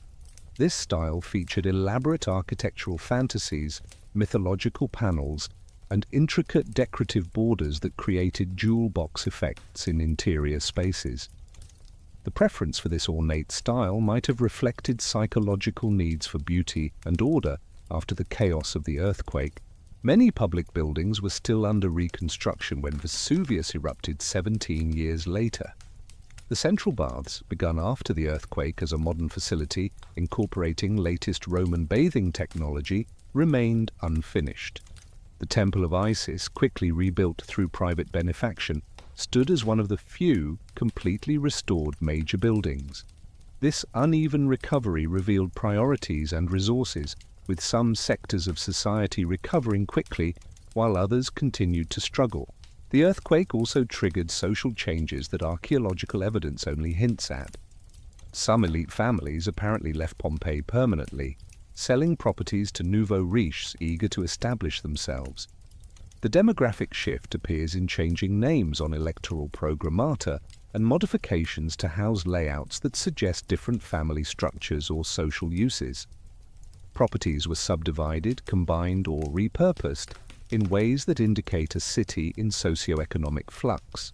Lucius Caecilius Jucundus, a banker whose business archive survived partially intact, provided unique insight into economic life during the Reconstruction period. His wax tablets recorded loans, property transactions, and commercial deals that revealed how financial services facilitated recovery. The archive showed Caecilius accepting goods as well as coin for his services, adapting to post-earthquake conditions where liquid capital was scarce. His business prospered during Reconstruction, demonstrating how crises create opportunities for those positioned to exploit them. The archaeological evidence suggests that some residents interpreted the earthquake as divine displeasure requiring religious responses. Increased dedications at temples, especially those to gods associated with earth and underworld, indicated attempts to propitiate potentially angry deities. New household shrines appeared in homes that previously lacked them, while existing lararia received elaborate repainting. These religious responses revealed a society that understood natural disasters through theological frameworks, seeking divine protection against future catastrophes. The rhythm of daily life gradually returned despite ongoing construction. Markets reopened, baths resumed operation where possible, and entertainment venues hosted performances. A notice painted on a wall announced gladiatorial games sponsored by a local magistrate, promising 20 pairs of fighters and wild beast hunts. The normalcy of such announcements, appearing while buildings still bore earthquake damage, suggested remarkable resilience and adaptation to challenging circumstances. Children who experienced the earthquake as infants or young children grew up in a city of constant construction. For them, scaffolding, rubble piles, and the sound of hammering were normal urban features. This generation reached adolescence or young adulthood just as Vesuvius erupted, their entire conscious lives framed by recovery from one disaster before succumbing to another. Their experience paralleled that of many ancient communities, where natural disasters, wars, and plagues periodically reset urban development. The repair techniques employed after 62 CE revealed sophisticated understanding of structural engineering. Cracked walls were reinforced with iron clamps, damaged foundations were underpinned with new construction, and weakened arches were rebuilt with improved keystones. Some repairs used different materials than original construction, creating architectural palimpsests readable by archaeologists. These repairs demonstrated not just technical skill, but economic pragmatism, balancing ideal solutions with available resources. The labor force required for reconstruction must have been enormous. Skilled craftsmen commanded premium wages, while unskilled workers found abundant employment clearing rubble and hauling materials. The demand for construction materials drove up prices and encouraged exploitation of new quarries. Brick and tile factories expanded production, lime kilns operated continuously, and timber suppliers depleted nearby forests. The economic stimulus of reconstruction partially offset earthquake losses, creating complex patterns of winners and losers. Some residents used reconstruction as opportunity for social commentary. A graffito proclaimed, "The little problem will become a big one," possibly referring to shoddy repair work or ignored structural problems. Another message complained about construction noise disturbing sleep, a timeless urban grievance. These casual observations provided texture to understanding reconstruction's impact on daily life, revealing frustrations and anxieties beneath official proclamations of recovery. The 17 years between earthquake and eruption witnessed Pompeii transforming from damaged city to vibrant community that had largely, though not completely, recovered. New residents replaced those who left, bringing fresh energy and ideas. Young adults who barely remembered the earthquake established families and businesses, looking toward futures they could not imagine would be so brief. The city that emerged from reconstruction was simultaneously the same and different, maintaining essential character while adapting to changed circumstances. The earthquake of 62 CE served as a grim rehearsal for the ultimate disaster, though none recognized it as such. The damage it caused, the responses it triggered, and the social changes it accelerated all influenced how Pompeii would face its final crisis. Some residents who fled the earthquake and never returned survived because of that earlier decision. Others who invested everything in reconstruction lost all when Vesuvius erupted. The earthquake was both a separate tragedy and a prelude, its effects still visible in unfinished repairs and modified structures when volcanic ash began to fall. The stories of individuals preserved in Pompeii transcended their specific circumstances to illuminate universal human experiences. Love and loss, ambition and failure, cruelty and kindness all appeared in the archaeological record. The banker calculating interest, the gladiator training for combat, the child learning to write, and the slave dreaming of freedom represented not just ancient Pompeians, but recurring human types across all times and places. Their preserved moments created connections across 2 millennia, reminding modern observers that ancient people were not fundamentally different despite the vast cultural gulf separating their world from ours. The morning of August 24th, 79 CE, dawned like countless others over the Bay of Naples. The late summer heat had already begun building before sunrise, promising another day when sensible people would seek shade during the afternoon hours.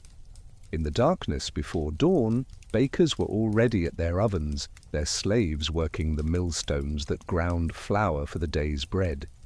The smell of baking loaves would soon mingle with the salt air from the harbour, and the ever-present undertone of garum production that marked Pompeii as a working commercial city rather than merely a pleasure resort. The date held particular significance that would later seem bitterly ironic to those who understood divine messages. August 24th was the Feast of Vulcanalia, dedicated to Vulcan, god of fire and forge, whose destructive power required annual propitiation. Throughout the city, small bonfires would be lit where citizens would throw live fish or small animals into the flames, substitutes for human souls that might otherwise be claimed by uncontrolled fire. The ritual seemed especially important after the reconstruction following the earthquake 17 years earlier, when fire had consumed many damaged buildings. In the house of the Vetii, slaves prepared for the morning salutatio, arranging the atrium to receive clients who would pay respects to their patrons. The brothers Aulus Vettius Restitutus and Aulus Vettius Conviva, wealthy freedmen who had purchased this magnificent house, took particular pride in these morning receptions that demonstrated their rise to social prominence. The elaborate frescoes depicting mythological scenes, recently restored after earthquake damage, provided an impressive backdrop for the daily ritual of patronage that structured Roman social life. At the bakery of Modestus, the daily routine proceeded with mechanical precision. The donkeys walked their endless circles, turning the heavy millstones that crushed grain into flour.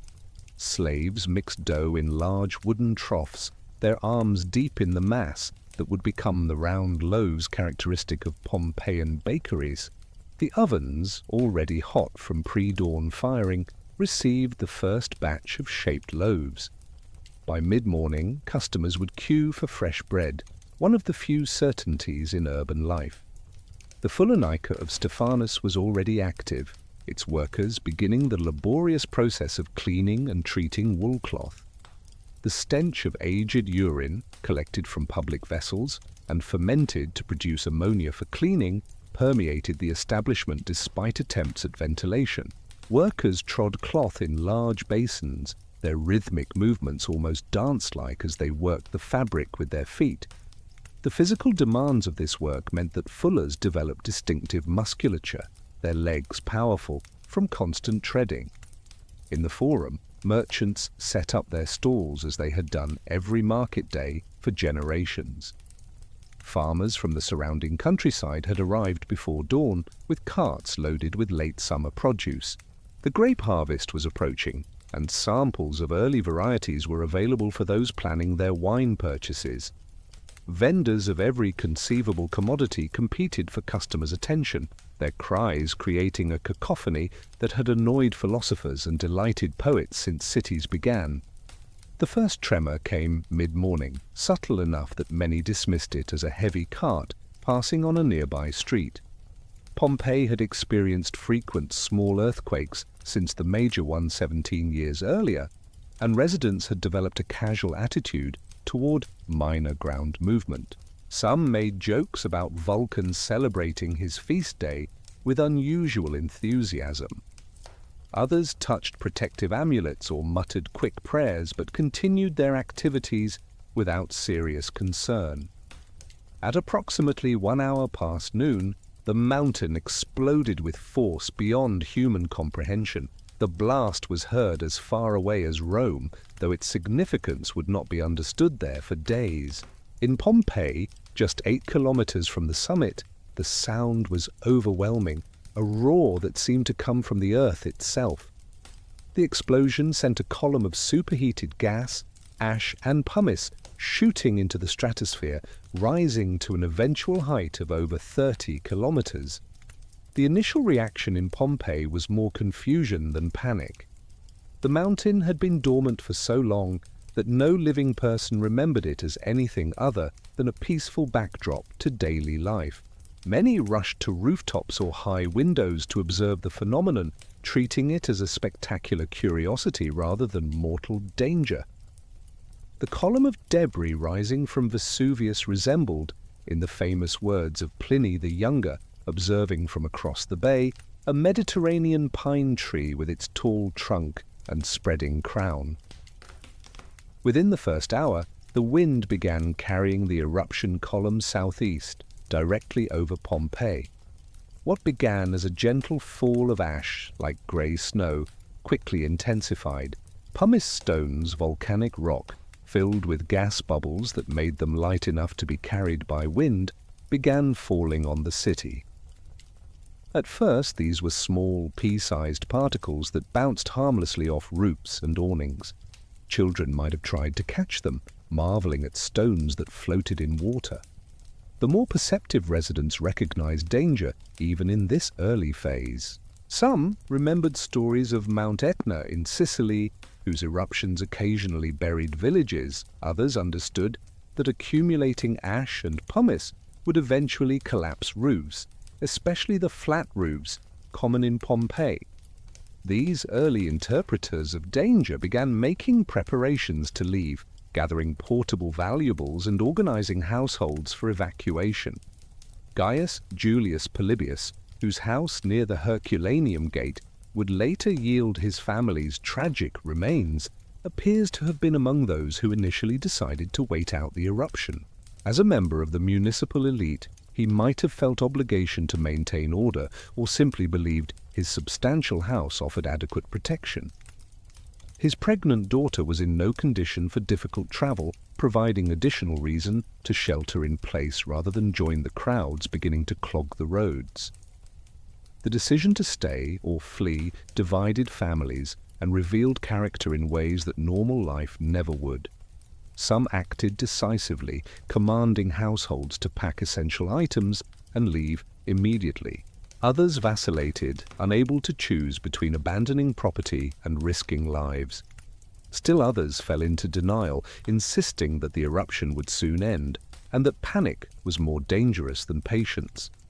Each choice seemed reasonable given the information available, yet only one would prove correct. Those who decided to leave faced immediate practical challenges.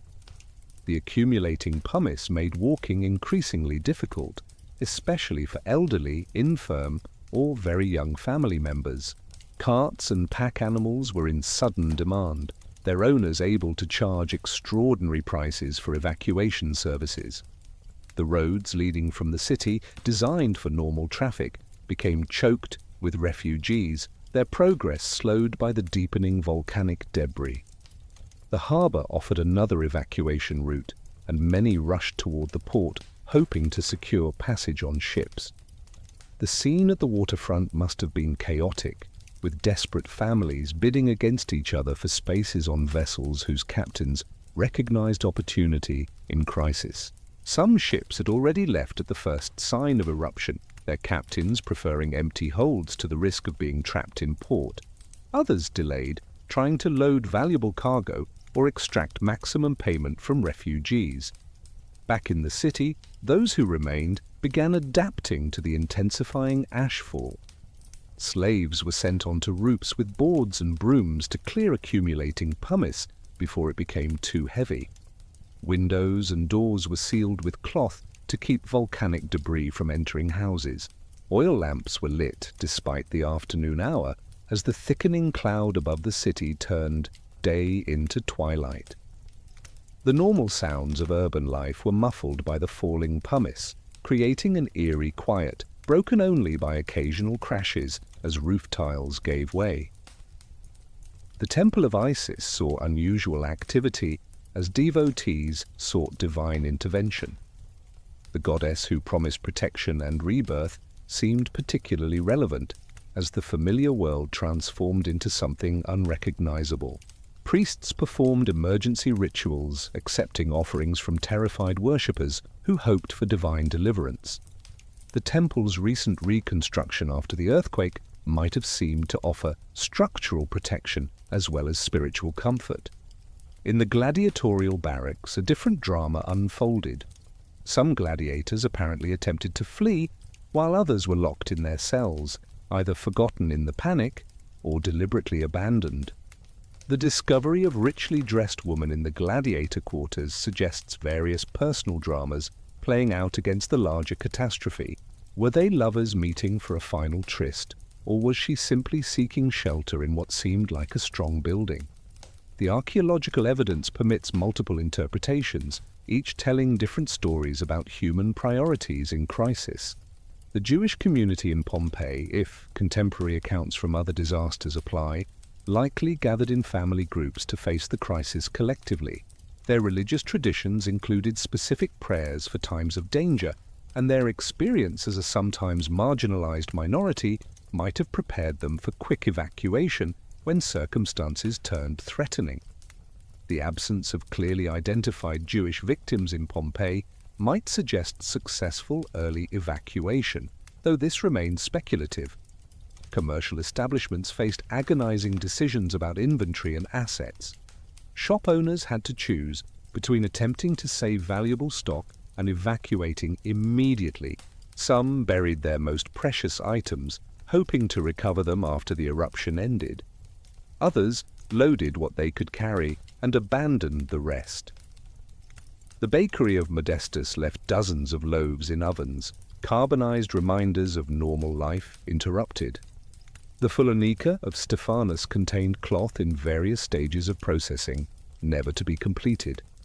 The accumulation of pumice began causing structural failures by late afternoon. Roofs designed for occasional rain could not support the weight of volcanic debris accumulating at rates of 15 centimeters per hour.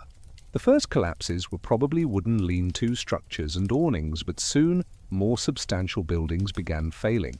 Each collapse sent clouds of dust mixing with the falling ash, further reducing visibility and increasing respiratory distress. Some residents took shelter in underground spaces, believing that vaulted cellars offered protection from falling debris. Wine storage areas, with their strong arched construction, seemed particularly safe. Families gathered in these spaces with provisions and oil lamps, preparing to wait out what they assumed would be a temporary event. The decision seemed logical given the information available, though it would prove fatal when pyroclastic surges filled these low-lying spaces with superheated gas.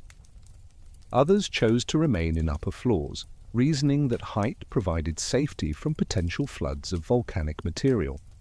They barricaded themselves in bedrooms, perhaps comforting terrified children with stories or songs, while pumice pelted against shuttered windows. The psychological strain of waiting, unable to see outside or judge the eruption's progress, must have been almost unbearable. Every unfamiliar sound might herald catastrophe. Every moment of quiet might suggest that danger was passing. Animals throughout the city suffered alongside their human masters. Guard dogs died at their posts, livestock perished in stables, and pets succumbed in homes. A touching discovery involved a dog that died over the body of a child, possibly trying to protect its young master, even as volcanic gases ended both their lives. Horses found in stables showed evidence of violent struggles against their restraints, their powerful bodies unable to break free from bonds that became death sentences. The volcanic deposits that entombed Pompeii contained a complex mixture of materials that would preserve extraordinary details. The fine ash penetrated everywhere, creating molds of organic materials before they decomposed. The pumice provided bulk and structure, while the heat sterilized everything, preventing bacterial decay. Chemical reactions between volcanic materials and organic remains created conditions for exceptional preservation, inadvertently producing one of archaeology's most valuable sites. The immediate aftermath of the eruption left a landscape transformed beyond recognition. Where Pompeii had stood, only gentle mounds of grey volcanic material remained. The coastline had changed, pushed seaward by volcanic deposits. The Sarno River, blocked by debris, sought new channels to the sea. Vesuvius itself looked different, its profile altered by the explosive removal of its summit. The familiar landmark that had dominated the bay for centuries was gone, replaced by a truncated mountain with a vast crater. For days after the main eruption, smaller explosions continued as the volcanic system adjusted to its new configuration. Earthquakes rattled the region as underground magma chambers collapsed or refilled. Volcanic gases continued to escape, creating toxic clouds that made the area uninhabitable. Rain falling through the ash-filled atmosphere created mud flows that swept down the mountain, adding another layer to the burial of cities and farmland. The landscape that emerged was lunar in its desolation, all life erased or fled. The scale of death remains uncertain, with estimates ranging from 2,000 to 20,000 for Pompeii alone. The lower figures count only bodies recovered by archaeologists, while higher estimates consider the city's population and evacuation patterns. Many who escaped the immediate eruption likely died from injuries, exposure, or respiratory damage in subsequent days. Others survived physically but lost everything, joining the ranks of refugees that every major disaster creates. The eruption's effects extended far beyond the killed and displaced. Agricultural lands that had produced renowned wines were buried beyond recovery. The commercial networks that had connected Pompeii to the Mediterranean world were severed. The accumulated capital, both physical and social, of generations vanished in hours. Families throughout the empire lost relatives, business partners, and friends. The economic ripples spread through networks of trade and finance, contributing to regional recession. The psychological impact on survivors shaped how the disaster was remembered and interpreted. Some saw divine punishment for moral failings, others random natural violence that demonstrated the futility of human ambition. The destruction of pleasure-seeking Pompeii alongside industrious Herculaneum challenged simple moralizing explanations. The death of Pliny the Elder, a man of science and virtue, alongside criminals and slaves, suggested that natural disasters respected neither merit nor status. Roman literature and art reflected on the catastrophe for generations. Poets composed elegies for the lost cities, historians recorded the event's particulars, and philosophers debated its meaning. The eruption became a reference point for discussing fate, virtue, and the proper response to catastrophe. Yet gradually, as survivors died and immediate memory faded, the specific details were lost. Pompeii transformed from real place to metaphor, its location forgotten even as its name survived as shorthand for sudden, total destruction. The bodies preserved in Pompeii's volcanic tomb waited 17 centuries for resurrection through archaeology. Each plaster cast made from their impressions restored individuality to mass catastrophe. The pregnant woman struggling upstairs, the gladiator dying in chains, the family embracing in their final moments, all emerged from anonymity to remind modern observers that statistics were once people with names, hopes, and fears identical to our own, despite the centuries between us. The volcanic deposits that buried Pompeii cooled and hardened into a seal that would preserve the city for nearly 1,700 years. Rain and wind gradually softened the harsh volcanic landscape. Seeds found purchase in the fertile ash, and within decades, vegetation had begun to reclaim the area. The mounds that marked Pompeii's location became simply another set of hills in the Campanian countryside, their significance forgotten as generations passed and memory transformed into legend.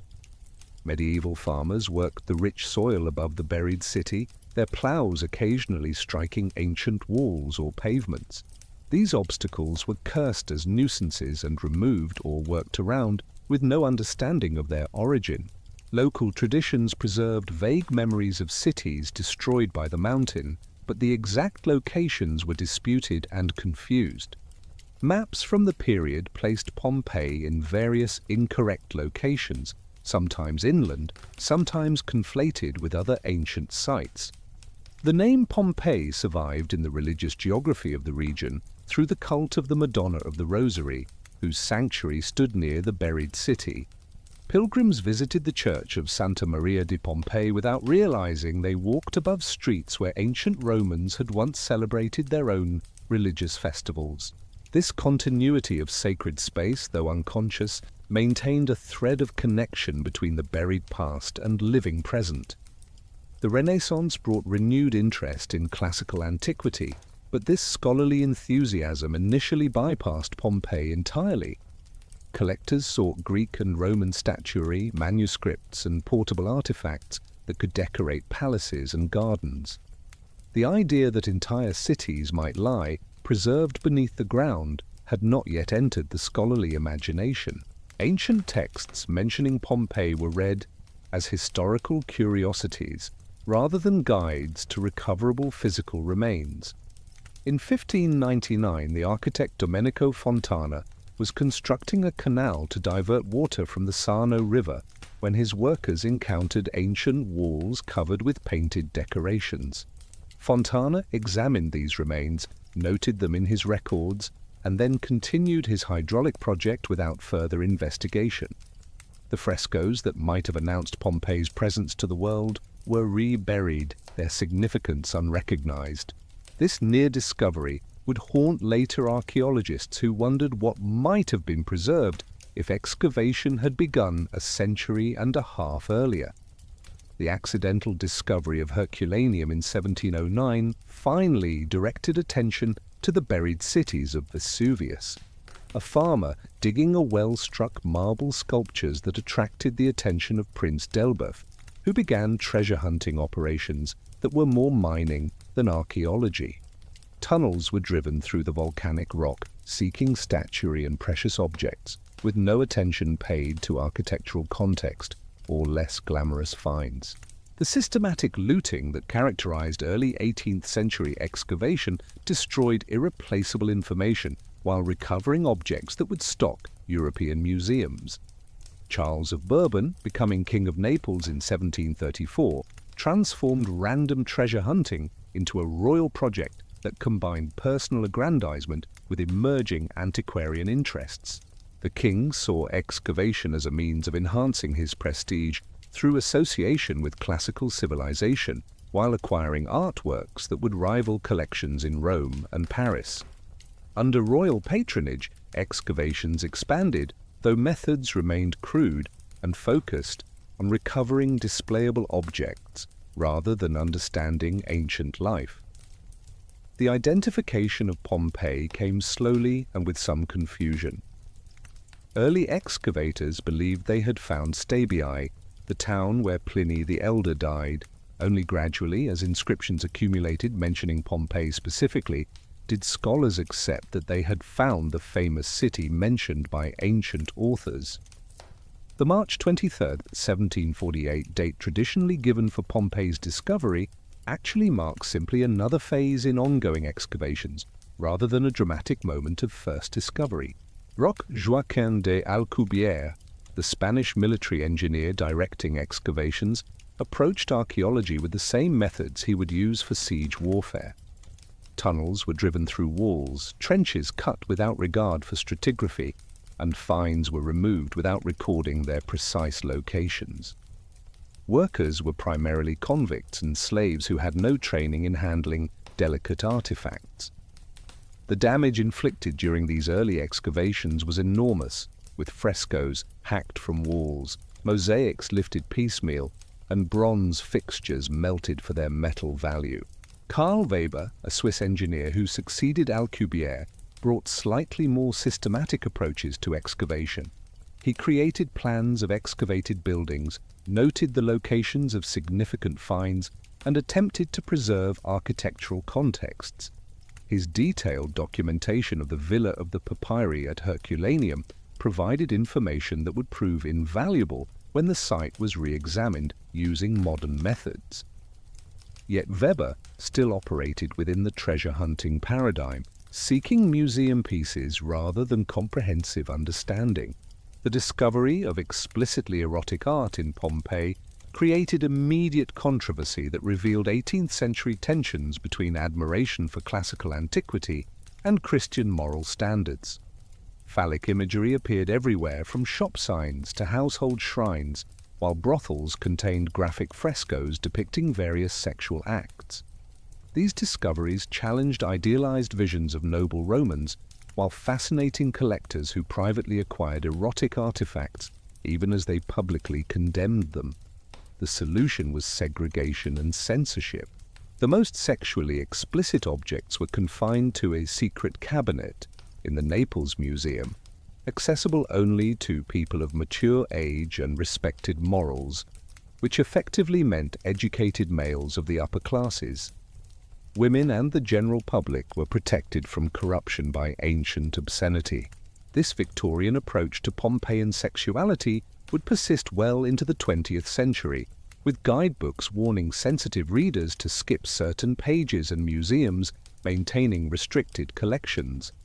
Johann Joachim Winckelmann, the German art historian who founded modern archaeological methodology, visited Pompeii in the 1760s and was appalled by the excavation methods he witnessed. He published scathing critiques of the destruction caused by treasure hunting and argued for more systematic approaches that would preserve contexts and relationships between objects. His writings influenced a generation of scholars who began to see excavation as a scientific endeavor rather than a mining operation. The French occupation of Naples from 1806 to 1815 brought new energy and methods to Pompeian excavation. Caroline Murat, sister of Napoleon and Queen of Naples, took personal interest in the excavations, visiting frequently and funding expanded operations. French engineers introduced more systematic excavation techniques, including the practice of leaving some structures partially excavated to preserve them for future investigation with better methods. The French period saw excavation of major public buildings, including the Basilica and the Forum area. For the first time, excavators attempted to uncover entire city blocks rather than simply following walls in search of decorated rooms. This broader approach began revealing urban structure and the relationships between public and private spaces. Streets were cleared and followed, allowing visitors to walk ancient roads rather than simply viewing isolated buildings. Pietro La Vega, who directed excavations after the Bourbon Restoration, continued the more systematic approaches introduced by the French. He focused on uncovering complete insulae, revealing how different social classes lived in proximity. His excavation of the House of the Faun, with its extraordinary Alexander mosaic, demonstrated that Pompeii contained artworks rivaling anything in Rome. The careful removal and preservation of this mosaic set new standards for handling delicate artifacts. The appointment of Giuseppe Fiorelli as director of excavations in 1863 marked a revolutionary transformation in archaeological methodology. Fiorelli, a numismatist by training, brought scientific rigor to what had been essentially an antiquarian enterprise. He introduced a systematic numbering system for houses and districts that is still used today, created detailed journals recording daily progress, and established a school for training excavators in proper techniques. Fiorelli's most famous innovation was the technique of making plaster casts from the voids left by decomposed bodies in the volcanic ash. He realized that the fine ash had formed perfect molds around victims before their soft tissues decomposed, leaving cavities that preserved details down to clothing folds and facial expressions. By carefully pouring liquid plaster into these voids, Fiorelli could recreate the forms of Pompeians at their moment of death. The first successful cast, made in 1863, caused a sensation that reverberated through European culture.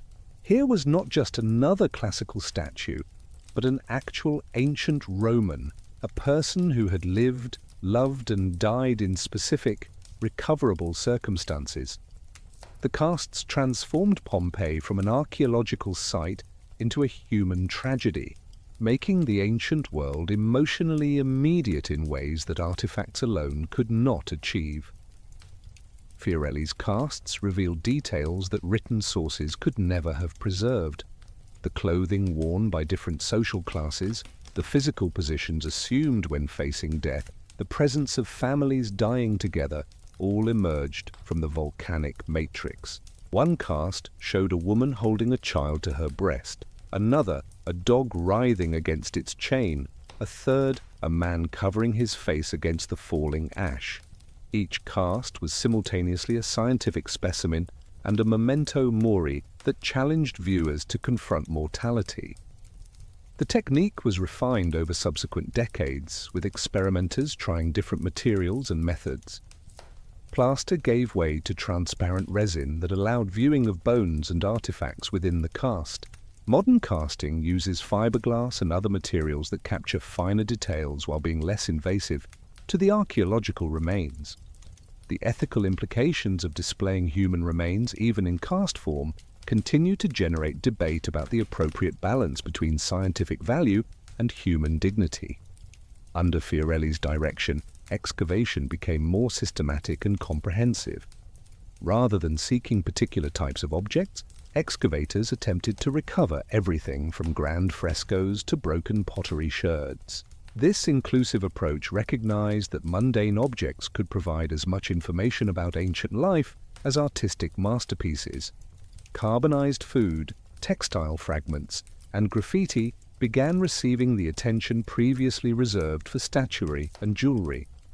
The House of the Surgeon, excavated with Fiorelli's methods, demonstrated the value of careful excavation.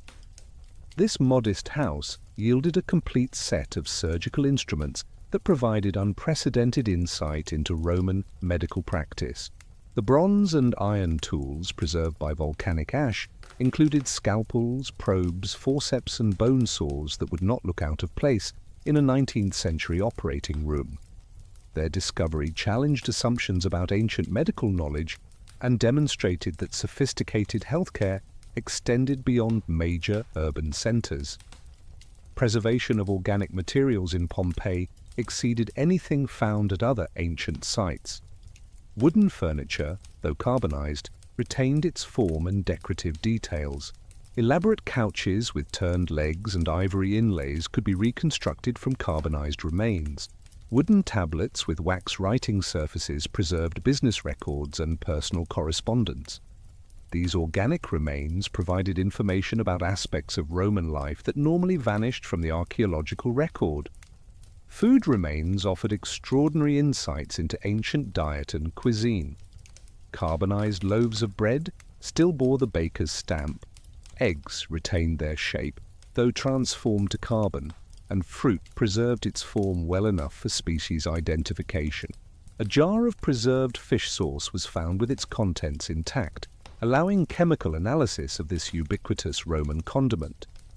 These discoveries transformed understanding of Roman nutrition from textual descriptions to physical evidence.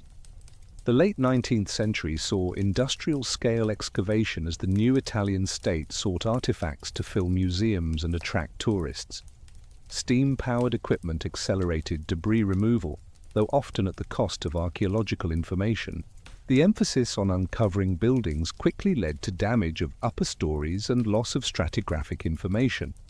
Competition between Naples and Rome for Pompeian artifacts led to disputes about ownership and display that continued to complicate site management.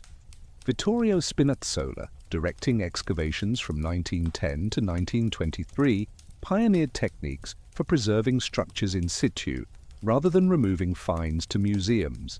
He developed methods for protecting exposed frescoes from weathering, consolidating crumbling walls, and reconstructing upper floors from fallen materials. His excavation of the Via dell'Abbondanza preserved the street's commercial facades complete with painted advertisements and electoral notices, creating an immersive urban experience for visitors. The fascist period under Mussolini saw Pompeii mobilized for political purposes. Amedeo Maiuri, director from 1924 to 1961, oversaw massive excavations intended to showcase Italian cultural heritage and connect the fascist state with Roman imperial glory. While these excavations uncovered significant portions of the city, the emphasis on rapid exposure and theatrical presentation caused considerable damage. Post-war bombing in 1943 added to the destruction, with Allied aircraft targeting what they believed were German positions among the ruins. Modern excavation techniques introduced from the 1960s onward have revolutionized understanding of Pompeii while raising questions about earlier methods. Stratigraphic excavation reveals complex site formation processes invisible to earlier excavators. Environmental archaeology recovers seeds, pollen, and insect remains that reconstruct ancient ecosystems. Chemical analysis of human remains reveals diet, disease, and geographic origins. Every advance in method reveals how much information was lost through earlier, cruder techniques.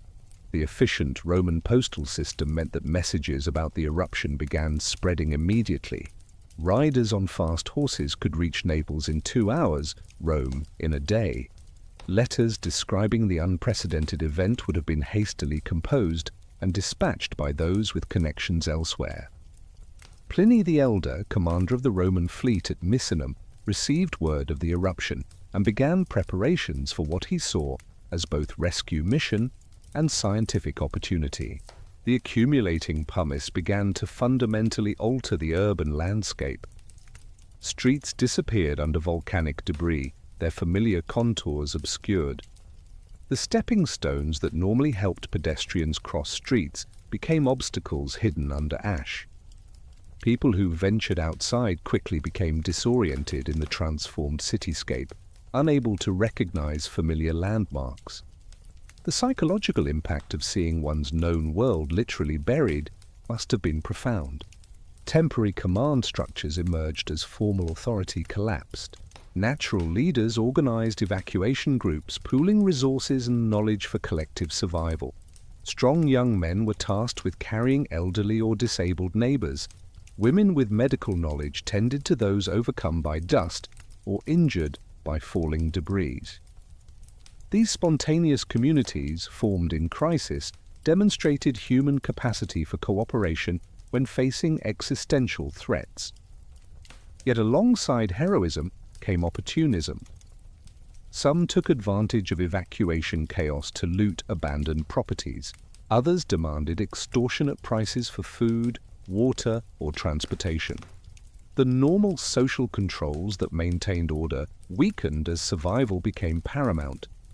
The graffiti insulting various individuals as thieves might have originated during these chaotic hours when desperation overruled normal moral constraints.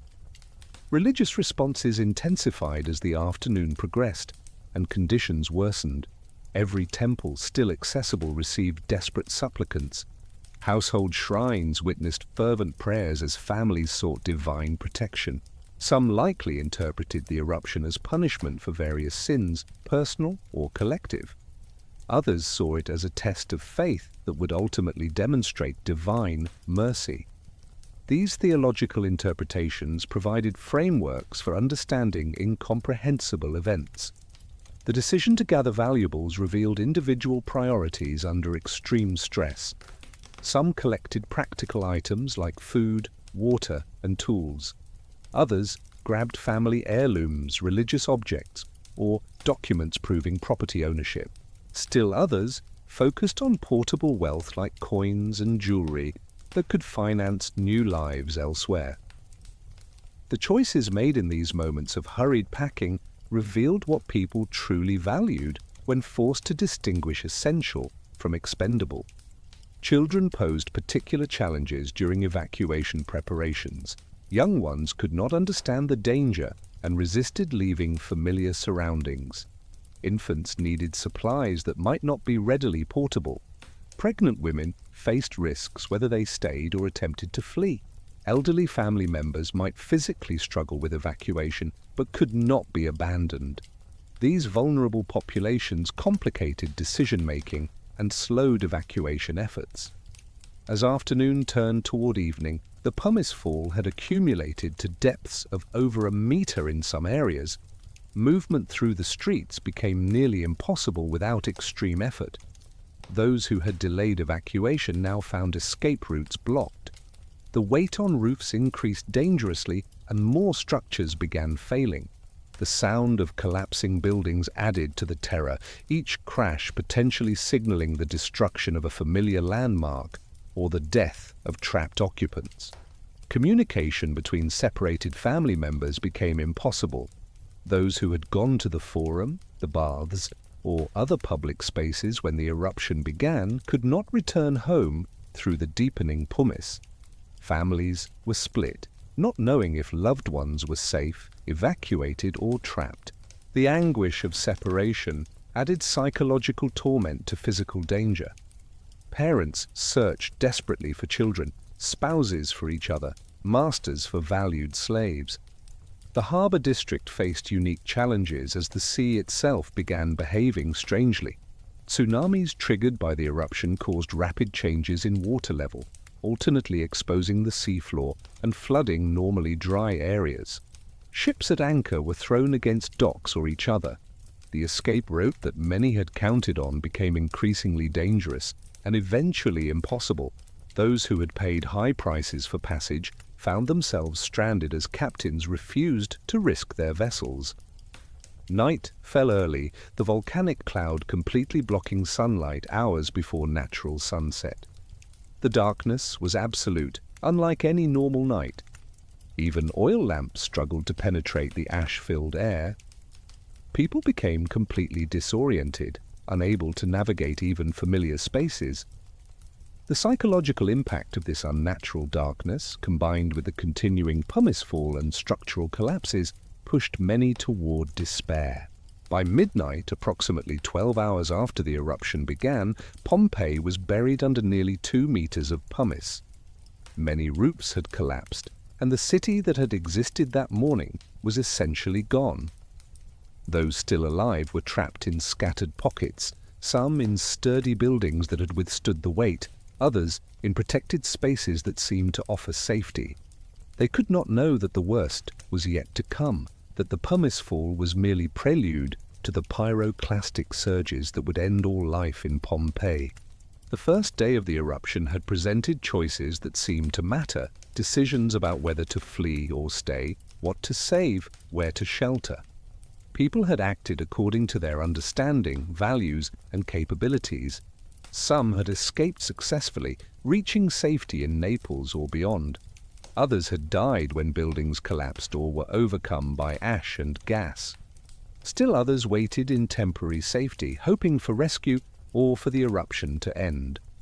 The irony of Volcanalia would not have been lost on educated Romans learning of Pompeii's destruction. The city had performed the proper rituals that very morning, throwing offerings into fires to appease the god of volcanic fire.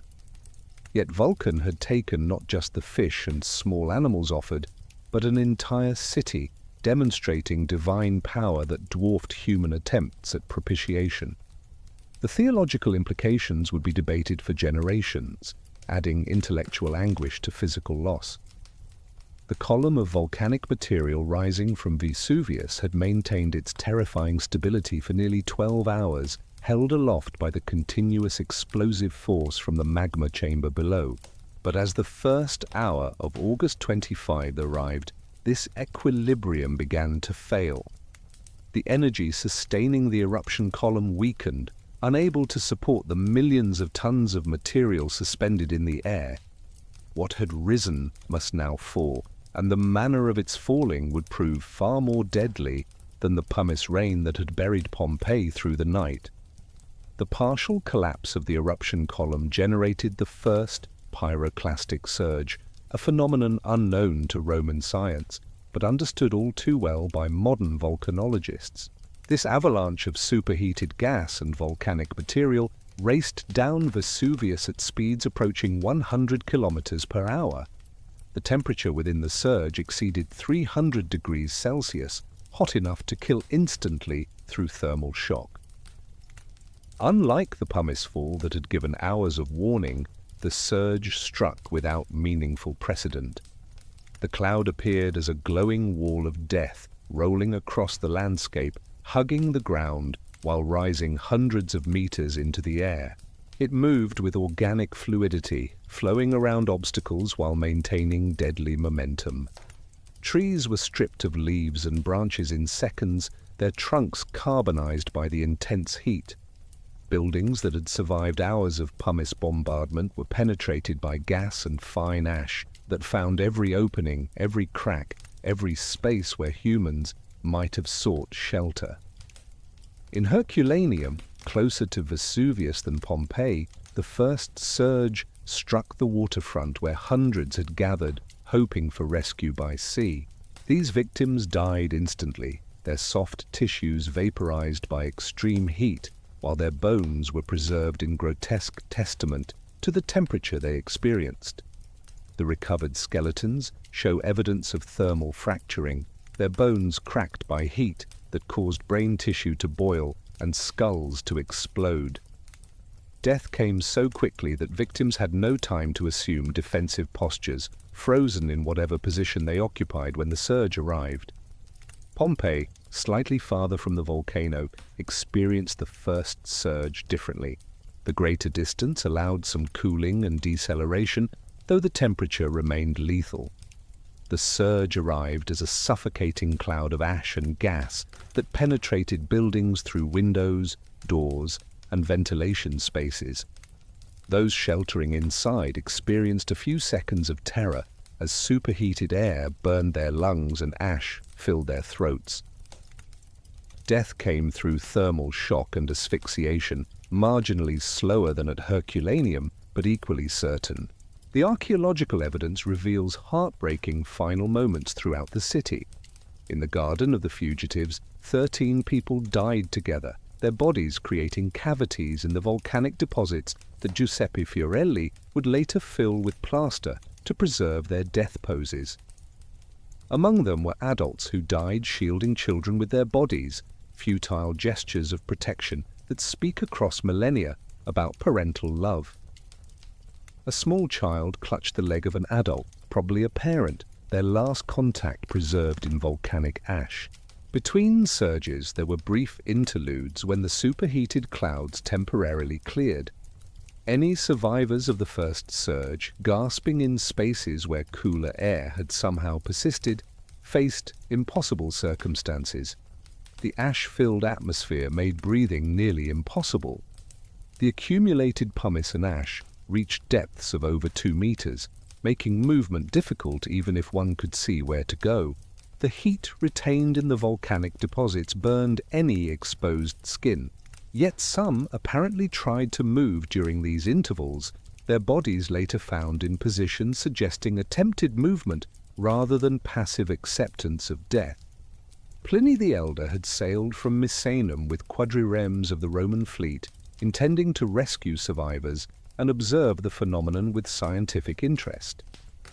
His nephew later recorded how the elder Pliny approached the catastrophe with characteristic Roman courage and intellectual curiosity, dictating observations even as pumice rained on his ship's deck. He landed at Stabiae south of Pompeii, where the house of his friend Pomponianus offered temporary shelter. The admiral maintained remarkable composure, bathing and dining while volcanic debris accumulated outside. His calm was partly genuine scientific fascination and partly performance intended to reduce panic among his companions. He observed the flames shooting from various parts of Vesuvius, explained the behavior of the volcanic cloud, and assured everyone that the danger would pass. This combination of curiosity and courage exemplified Roman virtues of knowledge and bravery, though both would prove insufficient against volcanic force. As conditions at Stabiae worsened through the night, Pliny and his companions debated whether to remain indoors or venture outside. Buildings shook continuously from earthquakes accompanying the eruption, walls cracking and threatening collapse. Yet outside, hot pumice fell like deadly hail, requiring pillows tied to heads for protection. They chose to attempt escape toward the beach, hoping ships could evacuate them despite the disturbed seas. The second pyroclastic surge ended Pliny's life on the beach at Stabiae. Witnesses reported that he collapsed suddenly, unable to breathe in the thick, sulphurous air. His companions fled, leaving his body where it fell. When recovered days later, his corpse appeared merely asleep, unmarked by obvious injury. The precise cause of death remains debated, whether from cardiovascular failure, asphyxiation, or toxic gases. His death demonstrated that neither rank, knowledge, nor courage provided protection against natural forces of such magnitude. Back in Pompeii, the second surge penetrated areas the first had missed. The heat was intense enough to carbonize wooden furniture, food, and scrolls instantly. Bread left in ovens transformed into carbon while maintaining its shape, creating inadvertent time capsules that would survive 2 millennia. Wooden shutters, doors, and roof beams vanished in flame or were reduced to charcoal shadows of their former shapes. Everything organic was either incinerated or underwent rapid pyrolysis, converting to carbon in the absence of oxygen. The victims of the second surge died in positions that suggested their final actions and thoughts. A group found in the house of the Cryptoporticus appeared to have been praying, their bodies arranged in a circle. A dog died straining against its chain, its body contorted in a final struggle for freedom, preserved in volcanic ash. A man died clutching a bag of coins, the money he valued more than immediate flight becoming his burial goods. Each death pose told a story of final moments, individual tragedies within the larger catastrophe. The third surge brought even higher temperatures and greater violence. Buildings that had somehow remained standing through previous surges now collapsed entirely. Multi-story structures pancaked as wooden supports combusted, and stone walls, weakened by heat, gave way. The urban landscape, already buried under meters of volcanic material, was essentially erased. What had been a thriving city 12 hours earlier was now a hellscape of collapsed buildings, carbonized bodies, and accumulated volcanic debris. Some of the most poignant discoveries came from spaces where families had gathered to face death together. In one room, archaeologists found the remains of adults and children who had apparently spent their final moments in embrace. The positioning suggested deliberate arrangement, perhaps parents comforting children as the end approached. These family groups challenge modern assumptions about Roman emotional reserve, revealing instead profound human connections maintained even in extremity. The physical effects of the pyroclastic surges on human bodies were horrific, yet scientifically informative. Extreme heat caused muscle contractions that pulled limbs into characteristic pugilistic poses, with arms and legs drawn up as if victims were boxers defending themselves. This post-mortem effect, unfamiliar to Romans, might have appeared to survivors glimpsing bodies as evidence of final struggles. The reality was that death had been instantaneous, the positioning occurring after consciousness ended. The fourth surge, arriving in the early hours of August 25th, was the most powerful yet. It swept away remaining structures, filled any spaces that had somehow remained clear, and ensured that nothing living remained in Pompeii. The temperature and pressure were sufficient to cause instantaneous death, even in the most protected spaces. Cellars that had seemed safe refuges became death traps as superheated gases, being denser than air, flowed into low-lying areas with particular concentration. The harbour area experienced unique destruction as pyroclastic material met seawater, creating violent steam explosions that added another dimension to the catastrophe. Ships that had remained at anchor were overturned or driven onto shore by tsunami waves generated by pyroclastic flows entering the bay. The wooden vessels combusted instantly when struck by the superheated gases, their cargo and passengers incinerated. The sea itself seemed to boil where volcanic material entered it, creating clouds of steam that mixed with volcanic ash. Those who had fled to the upper floors of buildings, believing height offered safety, discovered their fatal error when surges filled structures from bottom to top. The superheated gases rose through stairwells and windows, turning upper rooms into ovens. Bodies found in these locations often showed signs of slower death, suggesting a few moments of awareness before heat and toxic gases ended consciousness. The psychological terror of those moments trapped in darkness while lethal heat approached defies imagination. The final surge, the sixth major pyroclastic flow, delivered the coup de grace to an already dead city. This surge was larger and more powerful than its predecessors, traveling farther and depositing deeper layers of volcanic material. It sealed Pompeii beneath a blanket that would preserve it for 17 centuries. The city that had awakened to a normal morning was now entombed under 6 meters of volcanic deposits, its location eventually forgotten as nature reclaimed the landscape. The pattern of victim distribution tells stories about social structures and individual choices during the catastrophe. Slaves died in disproportionate numbers, some apparently locked in their quarters, others perhaps remaining out of duty or inability to flee independently. The wealthy were underrepresented among victims, suggesting that resources and social connections facilitated earlier, more successful evacuation. Yet some elite Romans died in Pompeii, their expensive jewelry and location in grand houses identifying their status. Gender patterns in the victims suggest different responses to crisis. More adult males than females died in Pompeii, possibly because women and children were evacuated first, while men remained to protect property or maintain civic order. Alternatively, gender roles might have influenced where people sought shelter, with different survival rates in different types of spaces. The archaeological record permits multiple interpretations, each reflecting different assumptions about Roman society and human behavior under extreme stress. The suffering was not distributed equally across the city. Areas closer to Vesuvius experienced higher temperatures and more violent surges. The northern sections of Pompeii were hit first and hardest, while southern districts had marginally more warning and slightly lower temperatures. This geographic gradient of destruction created different death experiences across the city, from instantaneous incineration to slower asphyxiation, from thermal shock to crushing beneath collapsed buildings. The discovery of erotic art continued to challenge public presentation of Pompeii throughout the 20th century. The secret cabinet in Naples remained restricted until the 1960s, and guidebooks maintained coy silences about sexual imagery until recently.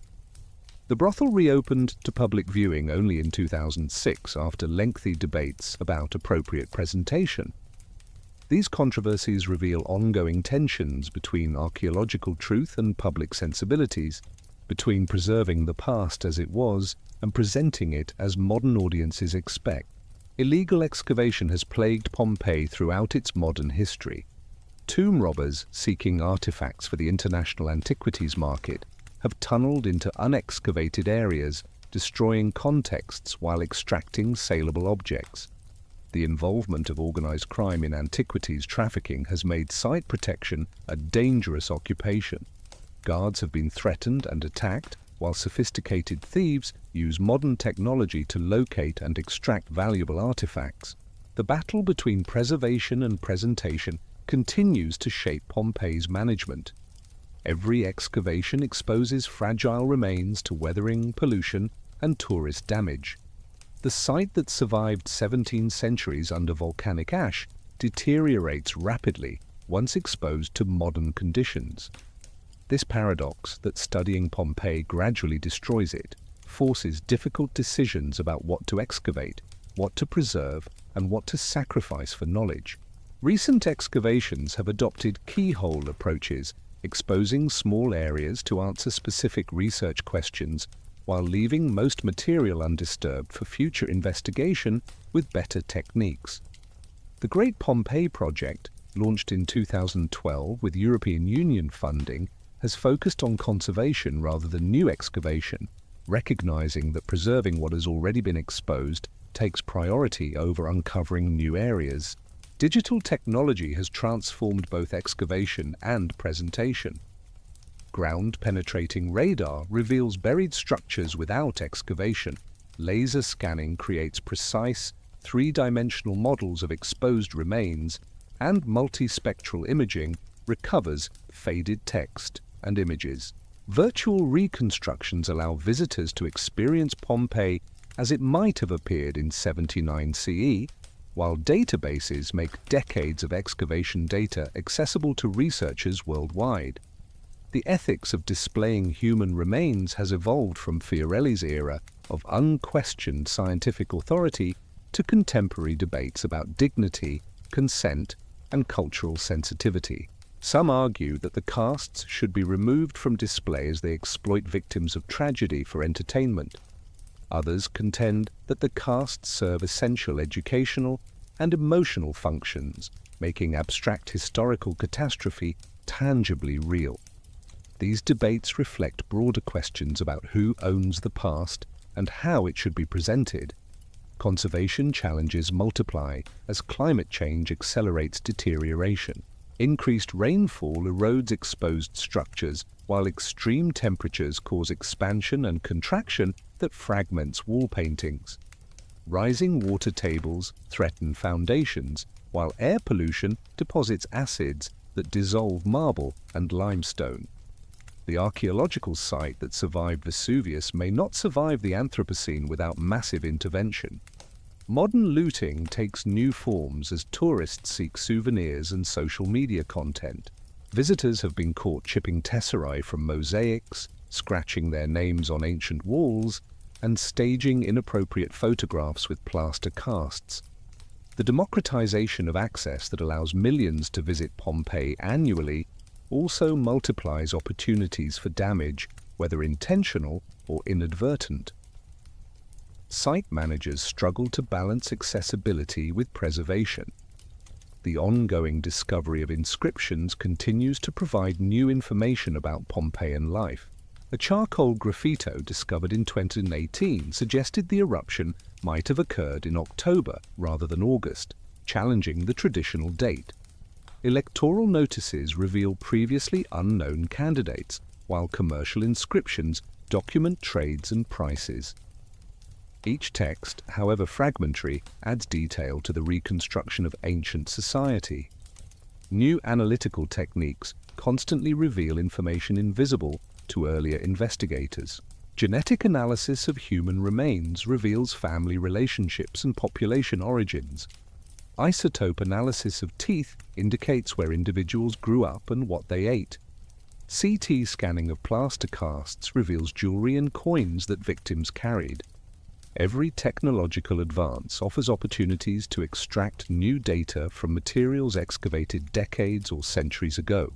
The transformation of excavation from treasure hunting to scientific archaeology at Pompeii paralleled and influenced the development of archaeological methodology worldwide. Techniques pioneered at Pompeii, from stratigraphic excavation to conservation science, have been adapted for sites globally. The mistakes made at Pompeii, the destruction caused by early excavators, serve as cautionary tales that have shaped modern archaeological ethics and methods. The preservation conditions at Pompeii created an archaeological anomaly that revolutionized understanding of Roman daily life. Unlike other ancient sites where only durable materials survived, the volcanic ash preserved organic materials, human remains, and ephemeral traces of existence that normally vanish from the archaeological record. This exceptional preservation transformed Pompeii into a laboratory for studying not just what Romans built, but how they lived, worked, ate, and died. The analysis of preserved food remains has revealed dietary patterns invisible at other Roman sites. Carbonized loaves from bakeries show that Pompeian bread was typically round, scored into wedges for easy breaking, and sometimes stamped with the baker's mark. Chemical analysis reveals the flour was often mixed with other grains like millet or spelt to extend wheat supplies. The discovery of bread containing coriander seeds suggests flavored specialty loaves that ancient sources never mention. Studies of food storage areas in Pompeian houses have documented remarkable dietary diversity. Amphorae residues preserve evidence of wines from across the Mediterranean, olive oils of varying grades, and the ubiquitous fish sauce that flavored Roman cuisine. Carbonized figs, dates, pomegranates, and grapes indicate fruit consumption patterns. Nuts, including walnuts, almonds, and pine nuts, appear frequently, suggesting their use both as snacks and cooking ingredients. The presence of exotic spices like black pepper from India demonstrates that global trade networks reached even provincial kitchens. Animal bones from kitchen waste provide different dietary information than literary sources that emphasize elaborate banquets. Pork was by far the most common meat, followed by sheep and goat, with beef relatively rare and expensive. Chicken bones appear frequently along with various game birds. The size and age of slaughtered animals indicate sophisticated livestock management, with most animals killed at optimal ages for meat quality. Fish bones and shells reveal heavy consumption of seafood, particularly among lower-income households for whom it provided affordable protein. Analysis of human coprolites, fossilized feces preserved in latrines and sewers, offers direct evidence of what Pompeians actually ate rather than what they claimed to eat. These studies reveal high consumption of fiber from whole grains and legumes, abundant fish including small bones that were eaten whole, and evidence of intestinal parasites that suggest consumption of undercooked meat or contaminated water. The parasites themselves provide information about sanitation, hygiene practices, and the disease burden carried by the population. Dental analysis of Pompeian victims has yielded surprising results about oral health and diet. Despite lacking modern dental care, many Pompeians had remarkably healthy teeth with low cavity rates. This appears related to low sugar consumption and high fluoride levels in local water. However, heavy wear patterns indicate a diet containing gritty particles, probably from stone ground flour that incorporated millstone fragments. Some individuals show linear enamel hypoplasia, growth interruptions indicating childhood malnutrition or severe illness. Stable isotope analysis of bones and teeth has revealed individual dietary histories and geographic origins. The ratio of different carbon isotopes indicates the proportion of marine versus terrestrial foods in the diet, while nitrogen isotopes reveal position in the food chain. These studies show that wealthy individuals consumed more meat and marine fish, while the poor relied heavily on grains and legumes. Some individuals show isotope signatures suggesting origins outside Campania, confirming Pompeii's role as a destination for migrants from across the empire. Ancient DNA extracted from skeletal remains has provided unprecedented genetic information about Pompeian populations. Studies reveal a genetically diverse population with ancestry from across the Mediterranean, including North African, Near Eastern, and Northern European components. This genetic diversity confirms historical accounts of Rome's cosmopolitan nature while providing biological evidence for population movements that historical sources only hint at. Family relationships revealed through DNA analysis have confirmed and challenged assumptions about Roman households. Some groups found together show no genetic relationship, suggesting households included unrelated dependents, slaves, or lodgers. Other cases reveal unexpected relationships, such as children who were apparently adopted or half-siblings with different fathers. These findings complicate simple assumptions about nuclear families and demonstrate the complexity of Roman domestic arrangements. Disease markers in skeletal remains document health challenges facing ancient populations. Evidence of healed fractures appears frequently, suggesting both dangerous working conditions and effective bone-setting techniques. Arthritis and other joint diseases indicate hard physical labor from young ages. Tuberculosis lesions on bones reveal the presence of this infectious disease, while dental abscesses show how oral infections could become systemic health threats without antibiotics. The study of medicinal preparations found in Pompeii has revealed sophisticated pharmaceutical knowledge. Analysis of residues in medicine bottles has identified compounds including opium for pain relief, willow bark containing aspirin-like substances, and various herbs with genuine therapeutic properties. The house of the surgeon contained medical instruments alongside medicine containers, suggesting integrated surgical and pharmaceutical practice. These discoveries demonstrate that Roman medicine, while lacking modern germ theory, included empirically effective treatments. Graffiti analysis has transformed understanding of ancient literacy rates and social communication. The sheer abundance of written messages throughout Pompeii, over 11,000 discovered so far, suggests literacy was not restricted to elites. Even modest shops display painted signs and price lists, implying customers could read them. The varying quality of handwriting, from elegant scripts to barely legible scratches, indicates a spectrum of literacy levels rather than a simple literate-illiterate divide. The content of graffiti reveals thought patterns and daily concerns invisible in literary sources. Electoral notices show how political campaigns operated at street level, with appeals to specific voter groups and character endorsements. Commercial advertisements document prices, services, and business competition. Personal messages preserve intimate communications between lovers, friends, and rivals. Literary quotations, particularly from Virgil, appear frequently enough to suggest widespread familiarity with canonical texts. Linguistic analysis of graffiti has documented the spoken Latin that differed significantly from literary language. Spelling variations reveal pronunciation patterns, such as the loss of final consonants and confusion between similar vowels. Code switching between Latin, Greek, and Oscan demonstrates multilingual competence among ordinary Pompeians. The emergence of Romance language features in informal writing shows linguistic evolution in progress, capturing a moment in the transformation from Latin to Italian. The economic data preserved at Pompeii has enabled reconstruction of complete commercial systems. Price lists painted on shop walls document the cost of goods and services, from bread and wine to laundry and prostitution. These prices, combined with wage information from employment contracts, allow calculation of purchasing power and living standards. A typical urban worker could afford basic food and shelter, but had little surplus for luxuries, while skilled craftsmen earned enough for modest comfort. Banking records, particularly the archive of Lucius Caecilius Jucundus, reveal sophisticated financial systems.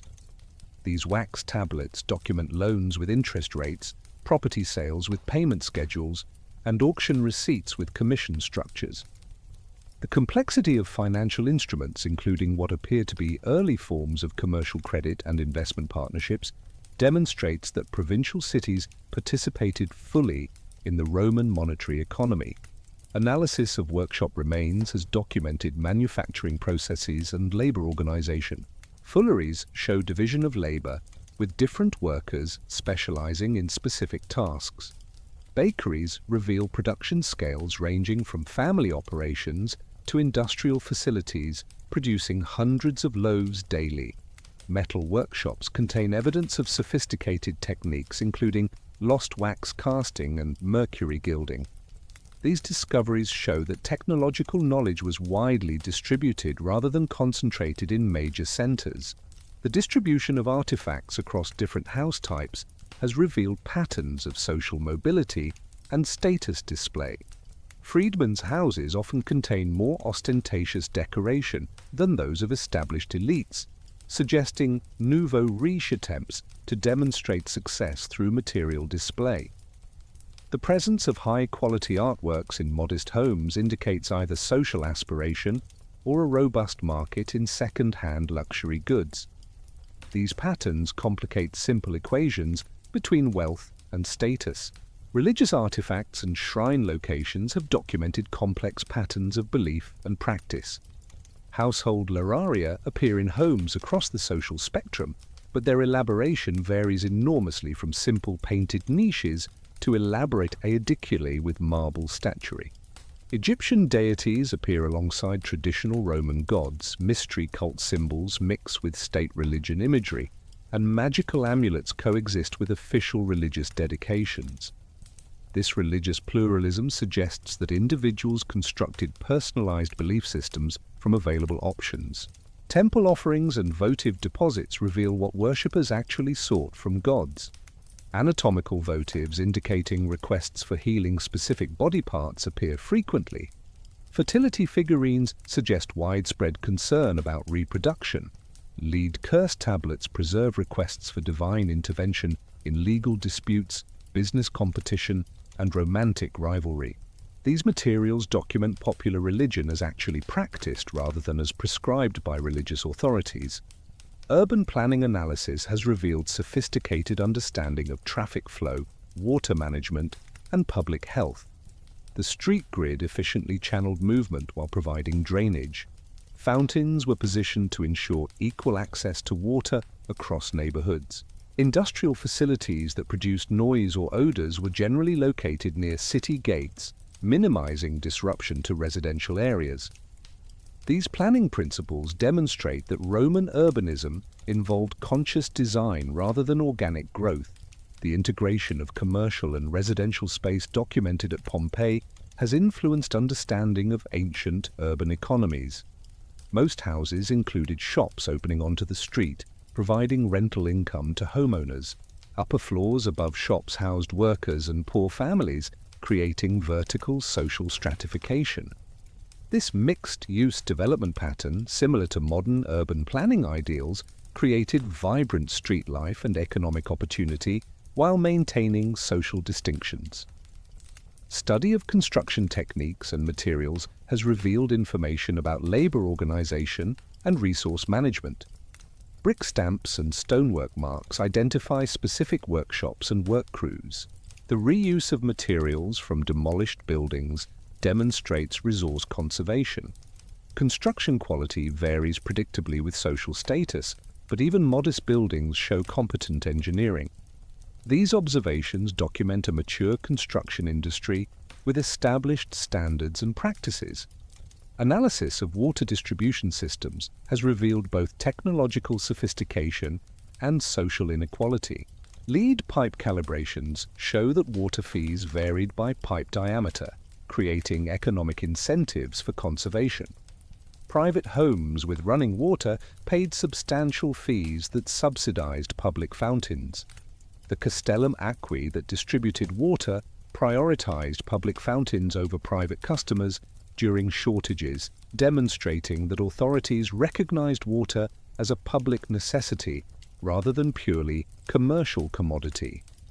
Garden archaeology, studying preserved root cavities and pollen, has reconstructed ancient horticulture. Wealthy homes featured elaborate gardens with exotic plants imported from across the empire. Even modest houses maintained small garden plots growing vegetables, herbs, and flowers. The combination of ornamental and productive plants suggests gardens served both aesthetic and practical purposes. Fruit trees within the city provided food while offering shade, demonstrating efficient use of limited urban space. The preservation of textiles, though fragmentary, has provided information about clothing and social display. Carbonized fabric preserves weave patterns indicating various qualities, from coarse wool to fine linen. Dye analysis reveals expensive purple from murex shells alongside cheaper vegetable dyes. The discovery of clothing in situ on bodies shows how garments were actually worn rather than idealized representations in art. These findings document how clothing communicated status, occupation, and cultural identity. Analysis of fuel consumption based on charcoal remains and heat-altered materials has revealed energy use patterns. Bakeries and baths were major fuel consumers, requiring constant wood supplies. Most cooking used charcoal rather than wood, suggesting fuel processing industries. The absence of coal use, despite its availability in Britain, indicates technological conservatism or transportation economics. These patterns illuminate the environmental impact of urban concentrations in the pre-industrial world. Studies of human skeletal pathology have documented the physical toll of various occupations. Bakers show shoulder injuries from kneading bread, fullers have knee damage from treading cloth, and construction workers display spinal problems from carrying heavy loads. These occupation-specific injury patterns provide insight into working conditions and labor practices. The prevalence of healed injuries suggests that workers often continued despite chronic pain, lacking alternatives to physical labor. Chemical analysis of cosmetics and perfumes has revealed beauty practices and their health implications. Face powders contained lead white, causing chronic poisoning with extended use. Perfumes were oil-based rather than alcohol-based, requiring different application methods. Hair dyes included both vegetable and mineral components, some quite toxic. These discoveries show that Romans knowingly accepted health risks for appearance, paralleling modern beauty practices. The study of childhood through toys, school supplies, and children's graffiti has illuminated aspects of Roman life often overlooked in ancient sources. Toys range from simple clay dolls to elaborate miniature vehicles, suggesting play patterns that combined imagination with adult role modeling. Writing exercises preserved on wax tablets show pedagogical methods emphasizing repetition and memorization. Children's graffiti, identifiable by height and content, reveals their participation in public life and gradual socialization into adult behaviors. Pompeii's evidence for slavery has complicated simplistic narratives about this institution. The material conditions of slaves varied enormously, from agricultural workers in chain gangs to educated slaves living comfortably while managing businesses. Manumission inscriptions suggest that freedom was an achievable goal for many urban slaves, creating incentives for cooperation rather than resistance.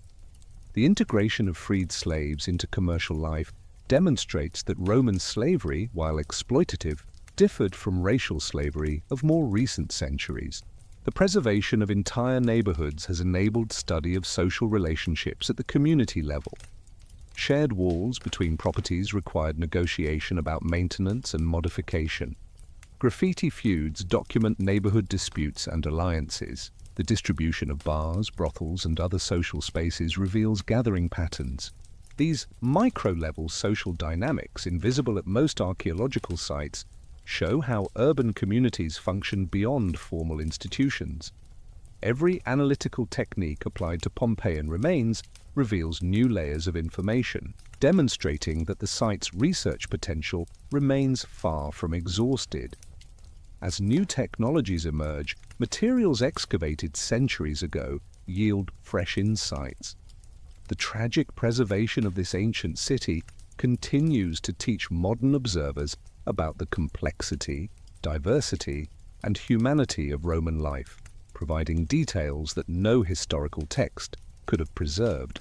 The morning sun rises over modern Pompeii much as it did 2,000 years ago, painting Vesuvius in shades of gold and rose, while tourists gather at the entrance gates.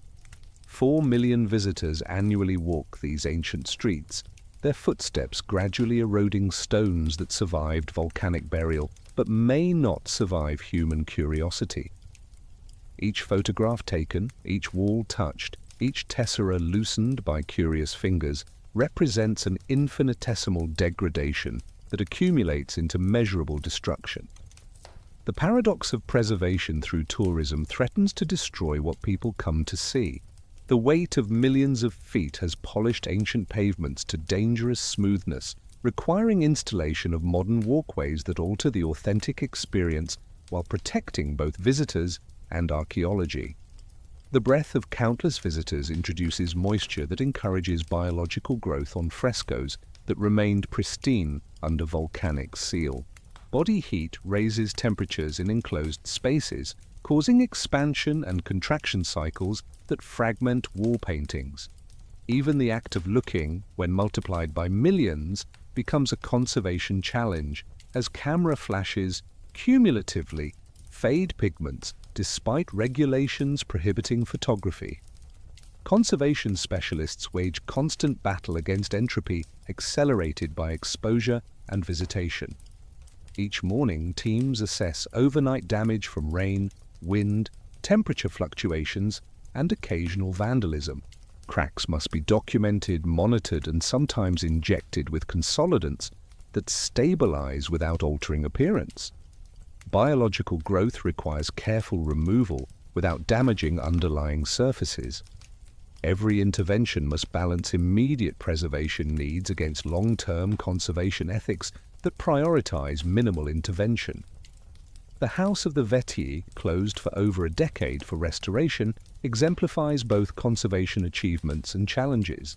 Specialists spent years analyzing the binding agents in ancient plasters, developing compatible materials for repairs that would not introduce harmful salts or moisture. Laser cleaning removed centuries of dirt and earlier misguided restoration attempts without abrading original surfaces. Climate control systems now maintain stable temperature and humidity, slowing deterioration but requiring constant maintenance and energy consumption that contributes to the climate change threatening the site.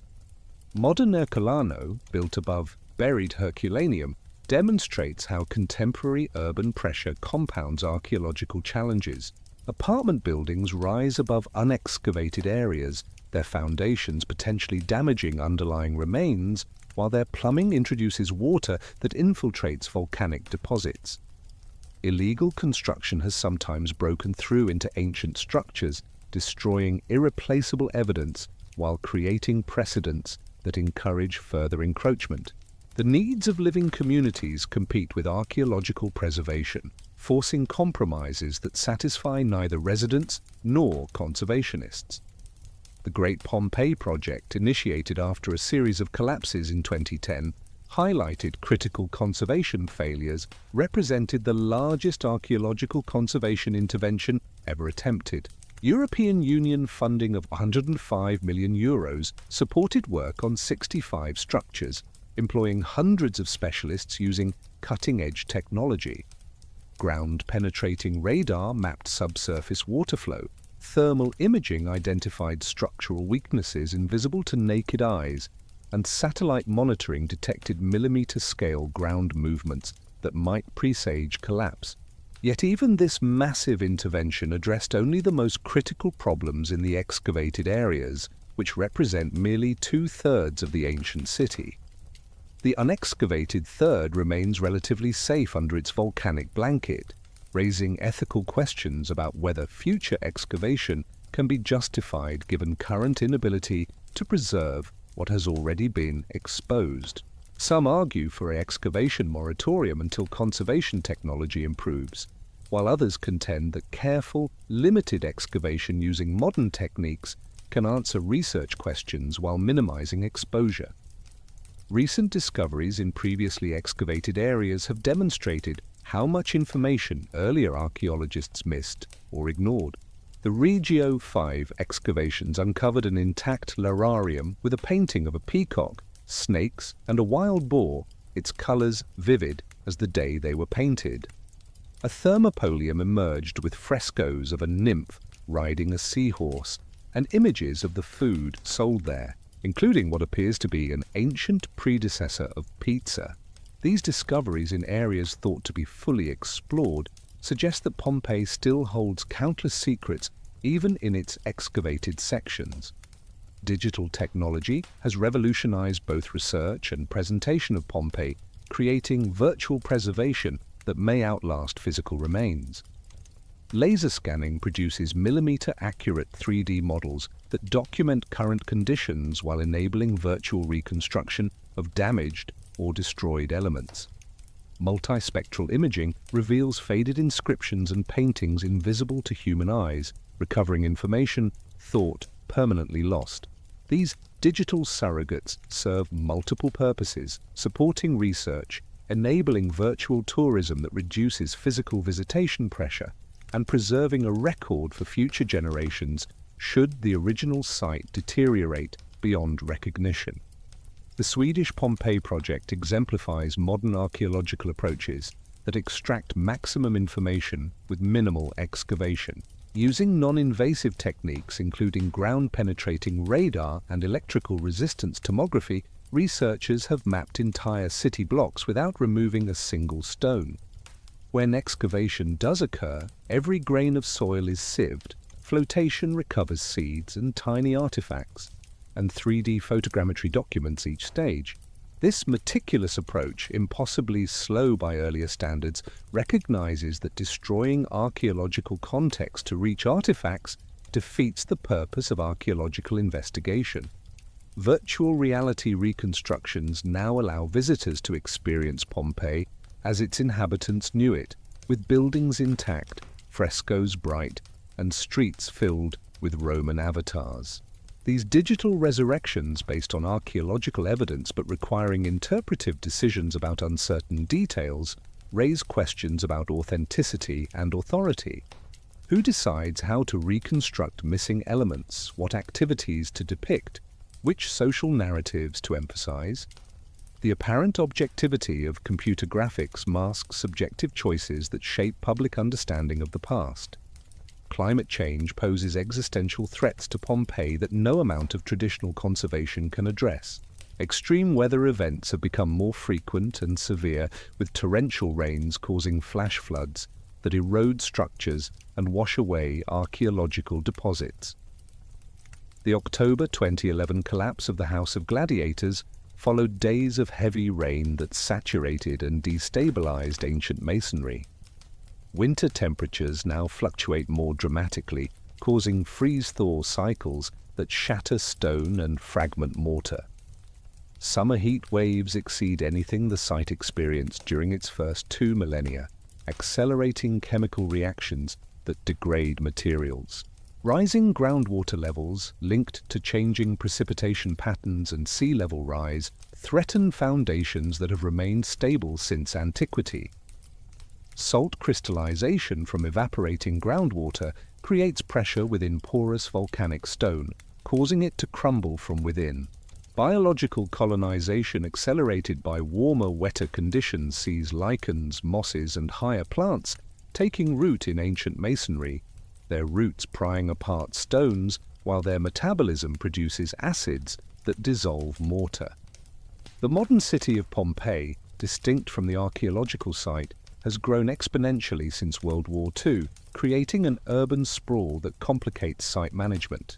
Hotels, restaurants, and souvenir shops cluster around entrances, their neon signs and amplified music destroying any sense of historical atmosphere. Tour buses idle outside gates, their exhaust contributing to air pollution that deposits acids on ancient stones.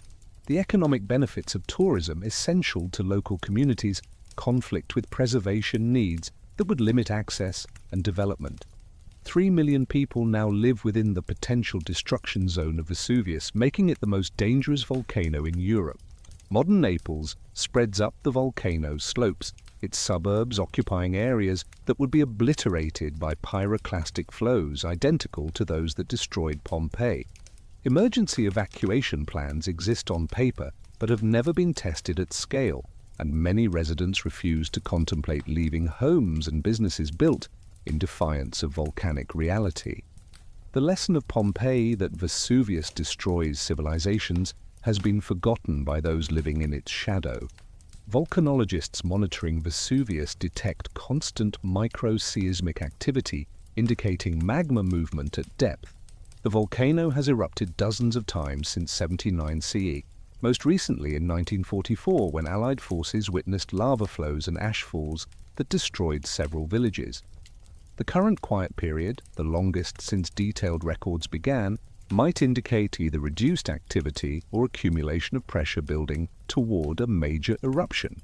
Scientific uncertainty about eruption timing and magnitude complicates civil protection planning, with authorities reluctant to order evacuations that might prove unnecessary, yet knowing that waiting too long could prove catastrophic.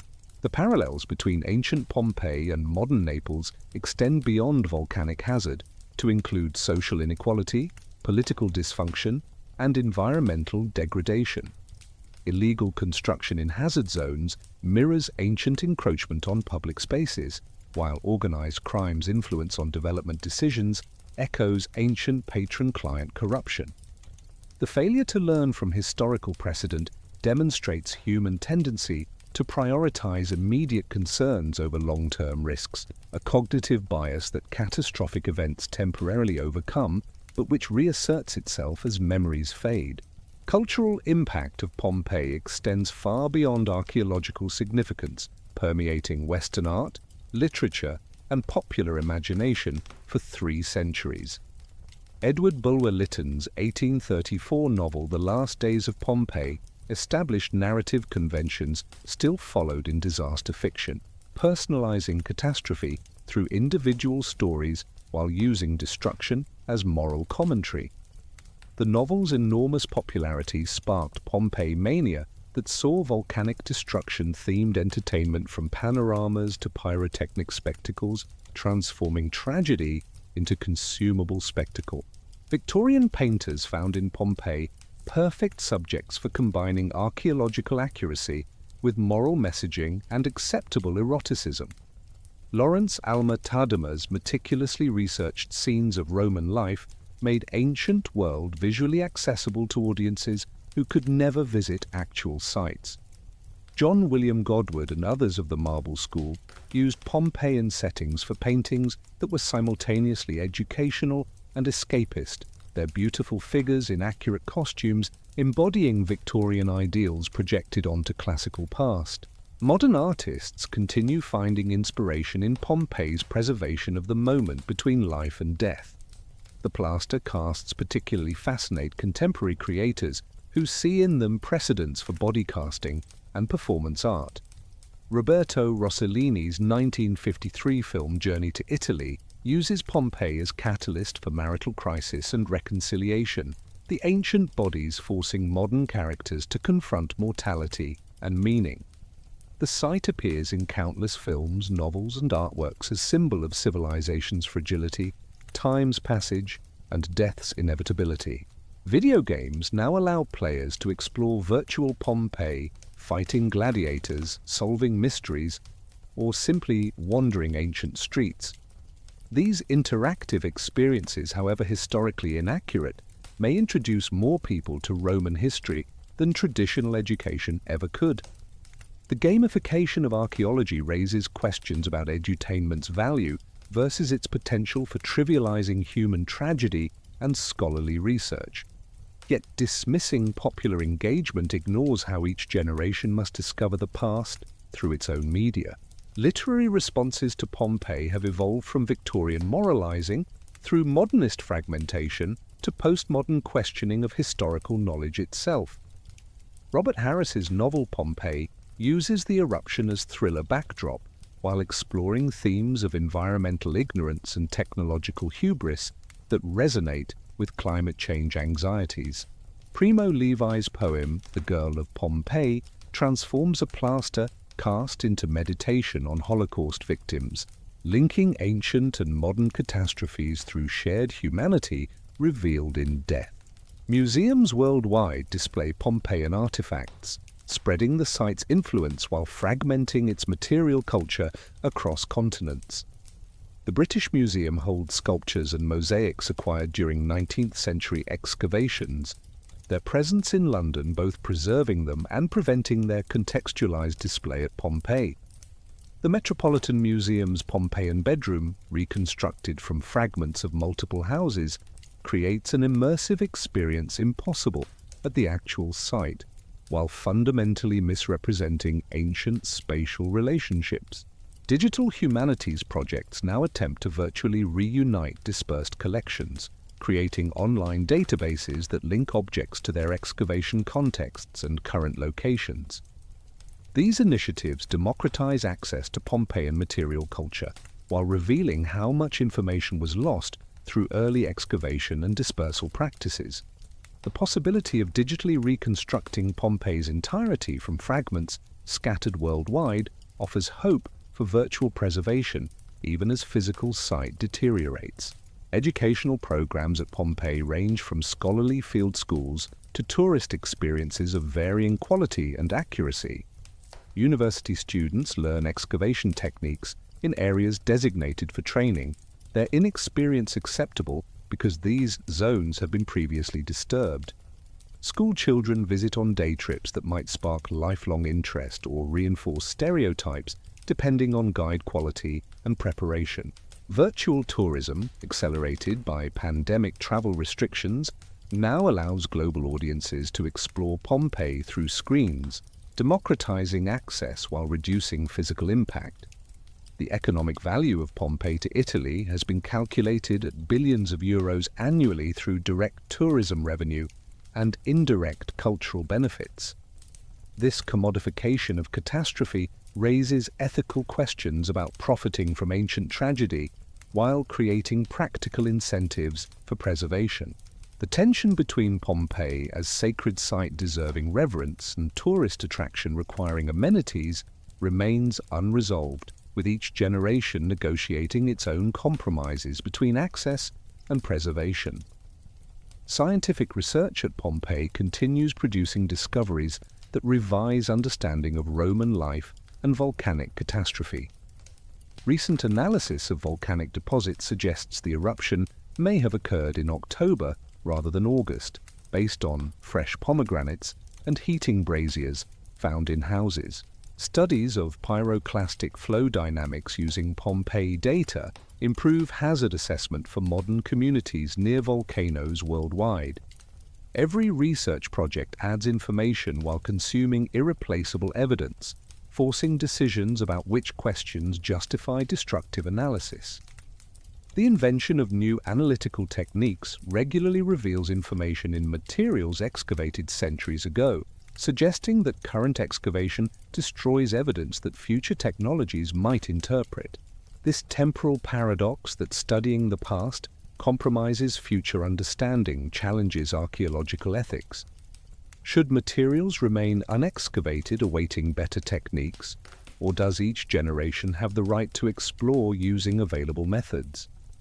The question becomes urgent as climate change accelerates site deterioration, potentially destroying evidence before future technologies emerge. International collaboration has become essential to Pompeii's preservation, with expertise and funding from worldwide sources supporting conservation efforts. Japanese specialists in earthquake-resistant construction advise on structural stabilization, while German chemists develop new consolidants for fragile frescoes. This global engagement reflects Pompeii's status as World Heritage belonging to all humanity, though Italy retains sovereignty and primary responsibility for its preservation. The designation of Pompeii as a UNESCO World Heritage Site in 1997 brought international recognition and oversight, but also obligations and restrictions that complicate management. Requirements for management plans, periodic reporting, and consultation with international experts professionalized site administration while adding bureaucratic layers that slow decision-making. The threat of losing World Heritage status motivates conservation investment, but also creates pressure for visible interventions that might prioritize appearance over long-term preservation. Contemporary artists and writers continue finding in Pompeii metaphors for current anxieties about environmental destruction, pandemic disease, and civilizational collapse. The site offers both warning and comfort, demonstrating that catastrophes occur, but also that human culture persists through material remains and collective memory. The dead of Pompeii, preserved in their final moments, remind viewers of mortality, while their city's preservation suggests a kind of immortality through archaeological resurrection. The ethics of displaying human remains has evolved from 19th century scientific objectification through 20th century educational justification to 21st century recognition of dignity and cultural sensitivity. Some argue the plaster casts should be removed from display or contextualized differently to avoid exploiting victims for entertainment. Others contend that confronting death directly through these remains provides essential humanization of historical abstraction. The debate reflects broader questions about museum ethics, cultural property, and the rights of the dead. Local communities around Pompeii have complex relationships with the archaeological site that dominates their economy and identity. Many families have worked at the site for generations, passing down knowledge and connection that transcends employment. Others resent the restrictions that archaeological protection places on development and the transformation of their home into a tourist destination.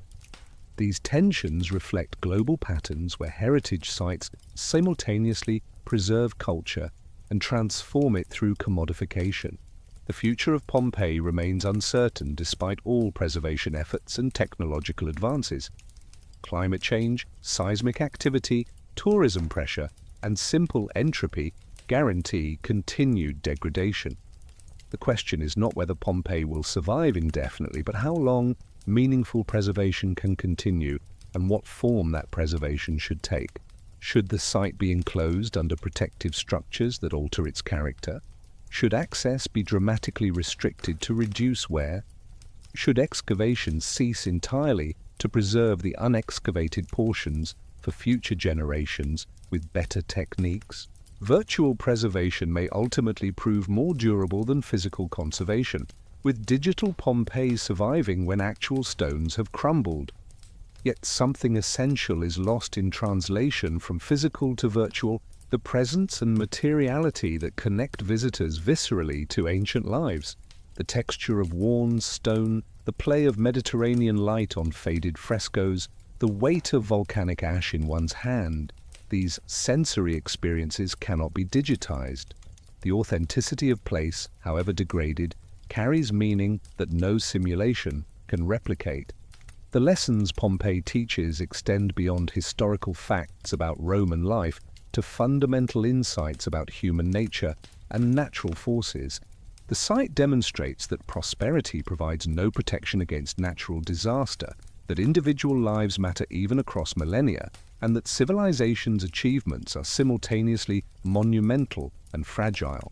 These lessons resonate particularly strongly in an era of climate change and environmental degradation, when modern civilization faces existential threats comparable to volcanic eruption. The preservation of ordinary lives alongside elite culture makes Pompeii uniquely valuable for understanding social history. The baker, Terentius Neo, and his wife, whose portraits survive, gaze across centuries with dignity and humanity that transcend their modest status.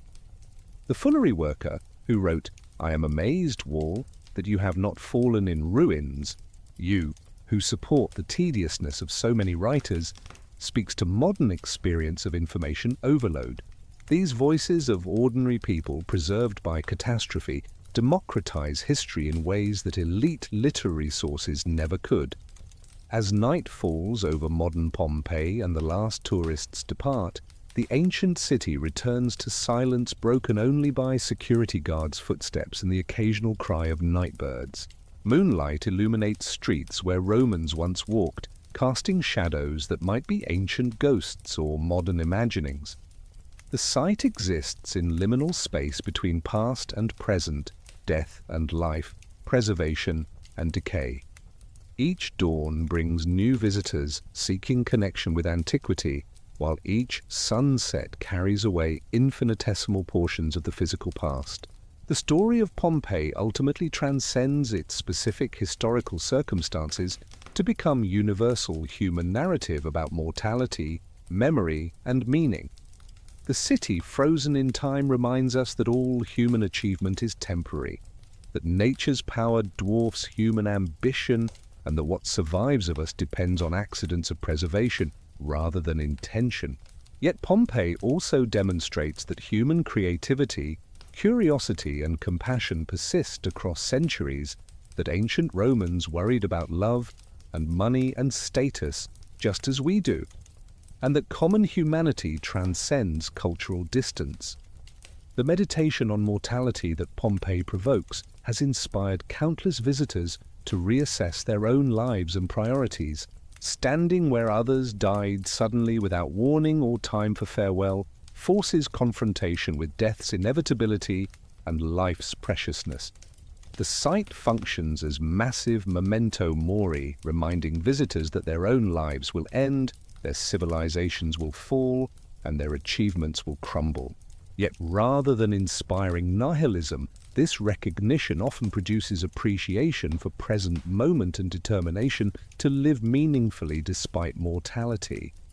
Pompeii endures in collective memory not because it was unique, but because its preservation allows us to see ourselves in ancient others. The mother shielding her child, the dog straining against its chain, the lovers embracing as death approached, these images transcend historical specificity to become archetypes of human experience. Their deaths, made visible through volcanic preservation and archaeological resurrection, stand for all deaths, all losses, all endings that come too soon. The excavations continue, conservation proceeds, research advances, and visitors arrive daily, all participating in the ongoing resurrection of a city that died nearly 2,000 years ago. Each generation discovers its own Pompeii, projecting contemporary concerns onto ancient evidence while genuinely learning from preserved past. The site remains simultaneously fixed in 79 CE and constantly evolving through new discoveries and interpretations. This temporal paradox, a dead city that lives on through material, remains, and human engagement, makes Pompeii eternally present despite its ancient absence. The final legacy of Pompeii may be its demonstration that catastrophe can paradoxically preserve what normal time would have destroyed. Without Vesuvius's eruption, Pompeii would have evolved, declined, and disappeared like thousands of other Roman cities, leaving only scattered ruins and historical mentions. The disaster that ended thousands of lives also created an archaeological treasure that has enriched millions of lives through knowledge, beauty, and reflection. This transformation of tragedy into legacy offers hope that meaning can emerge from loss, that death is not erasure, and that human culture persists through both material remains and the memories of those who engage with them.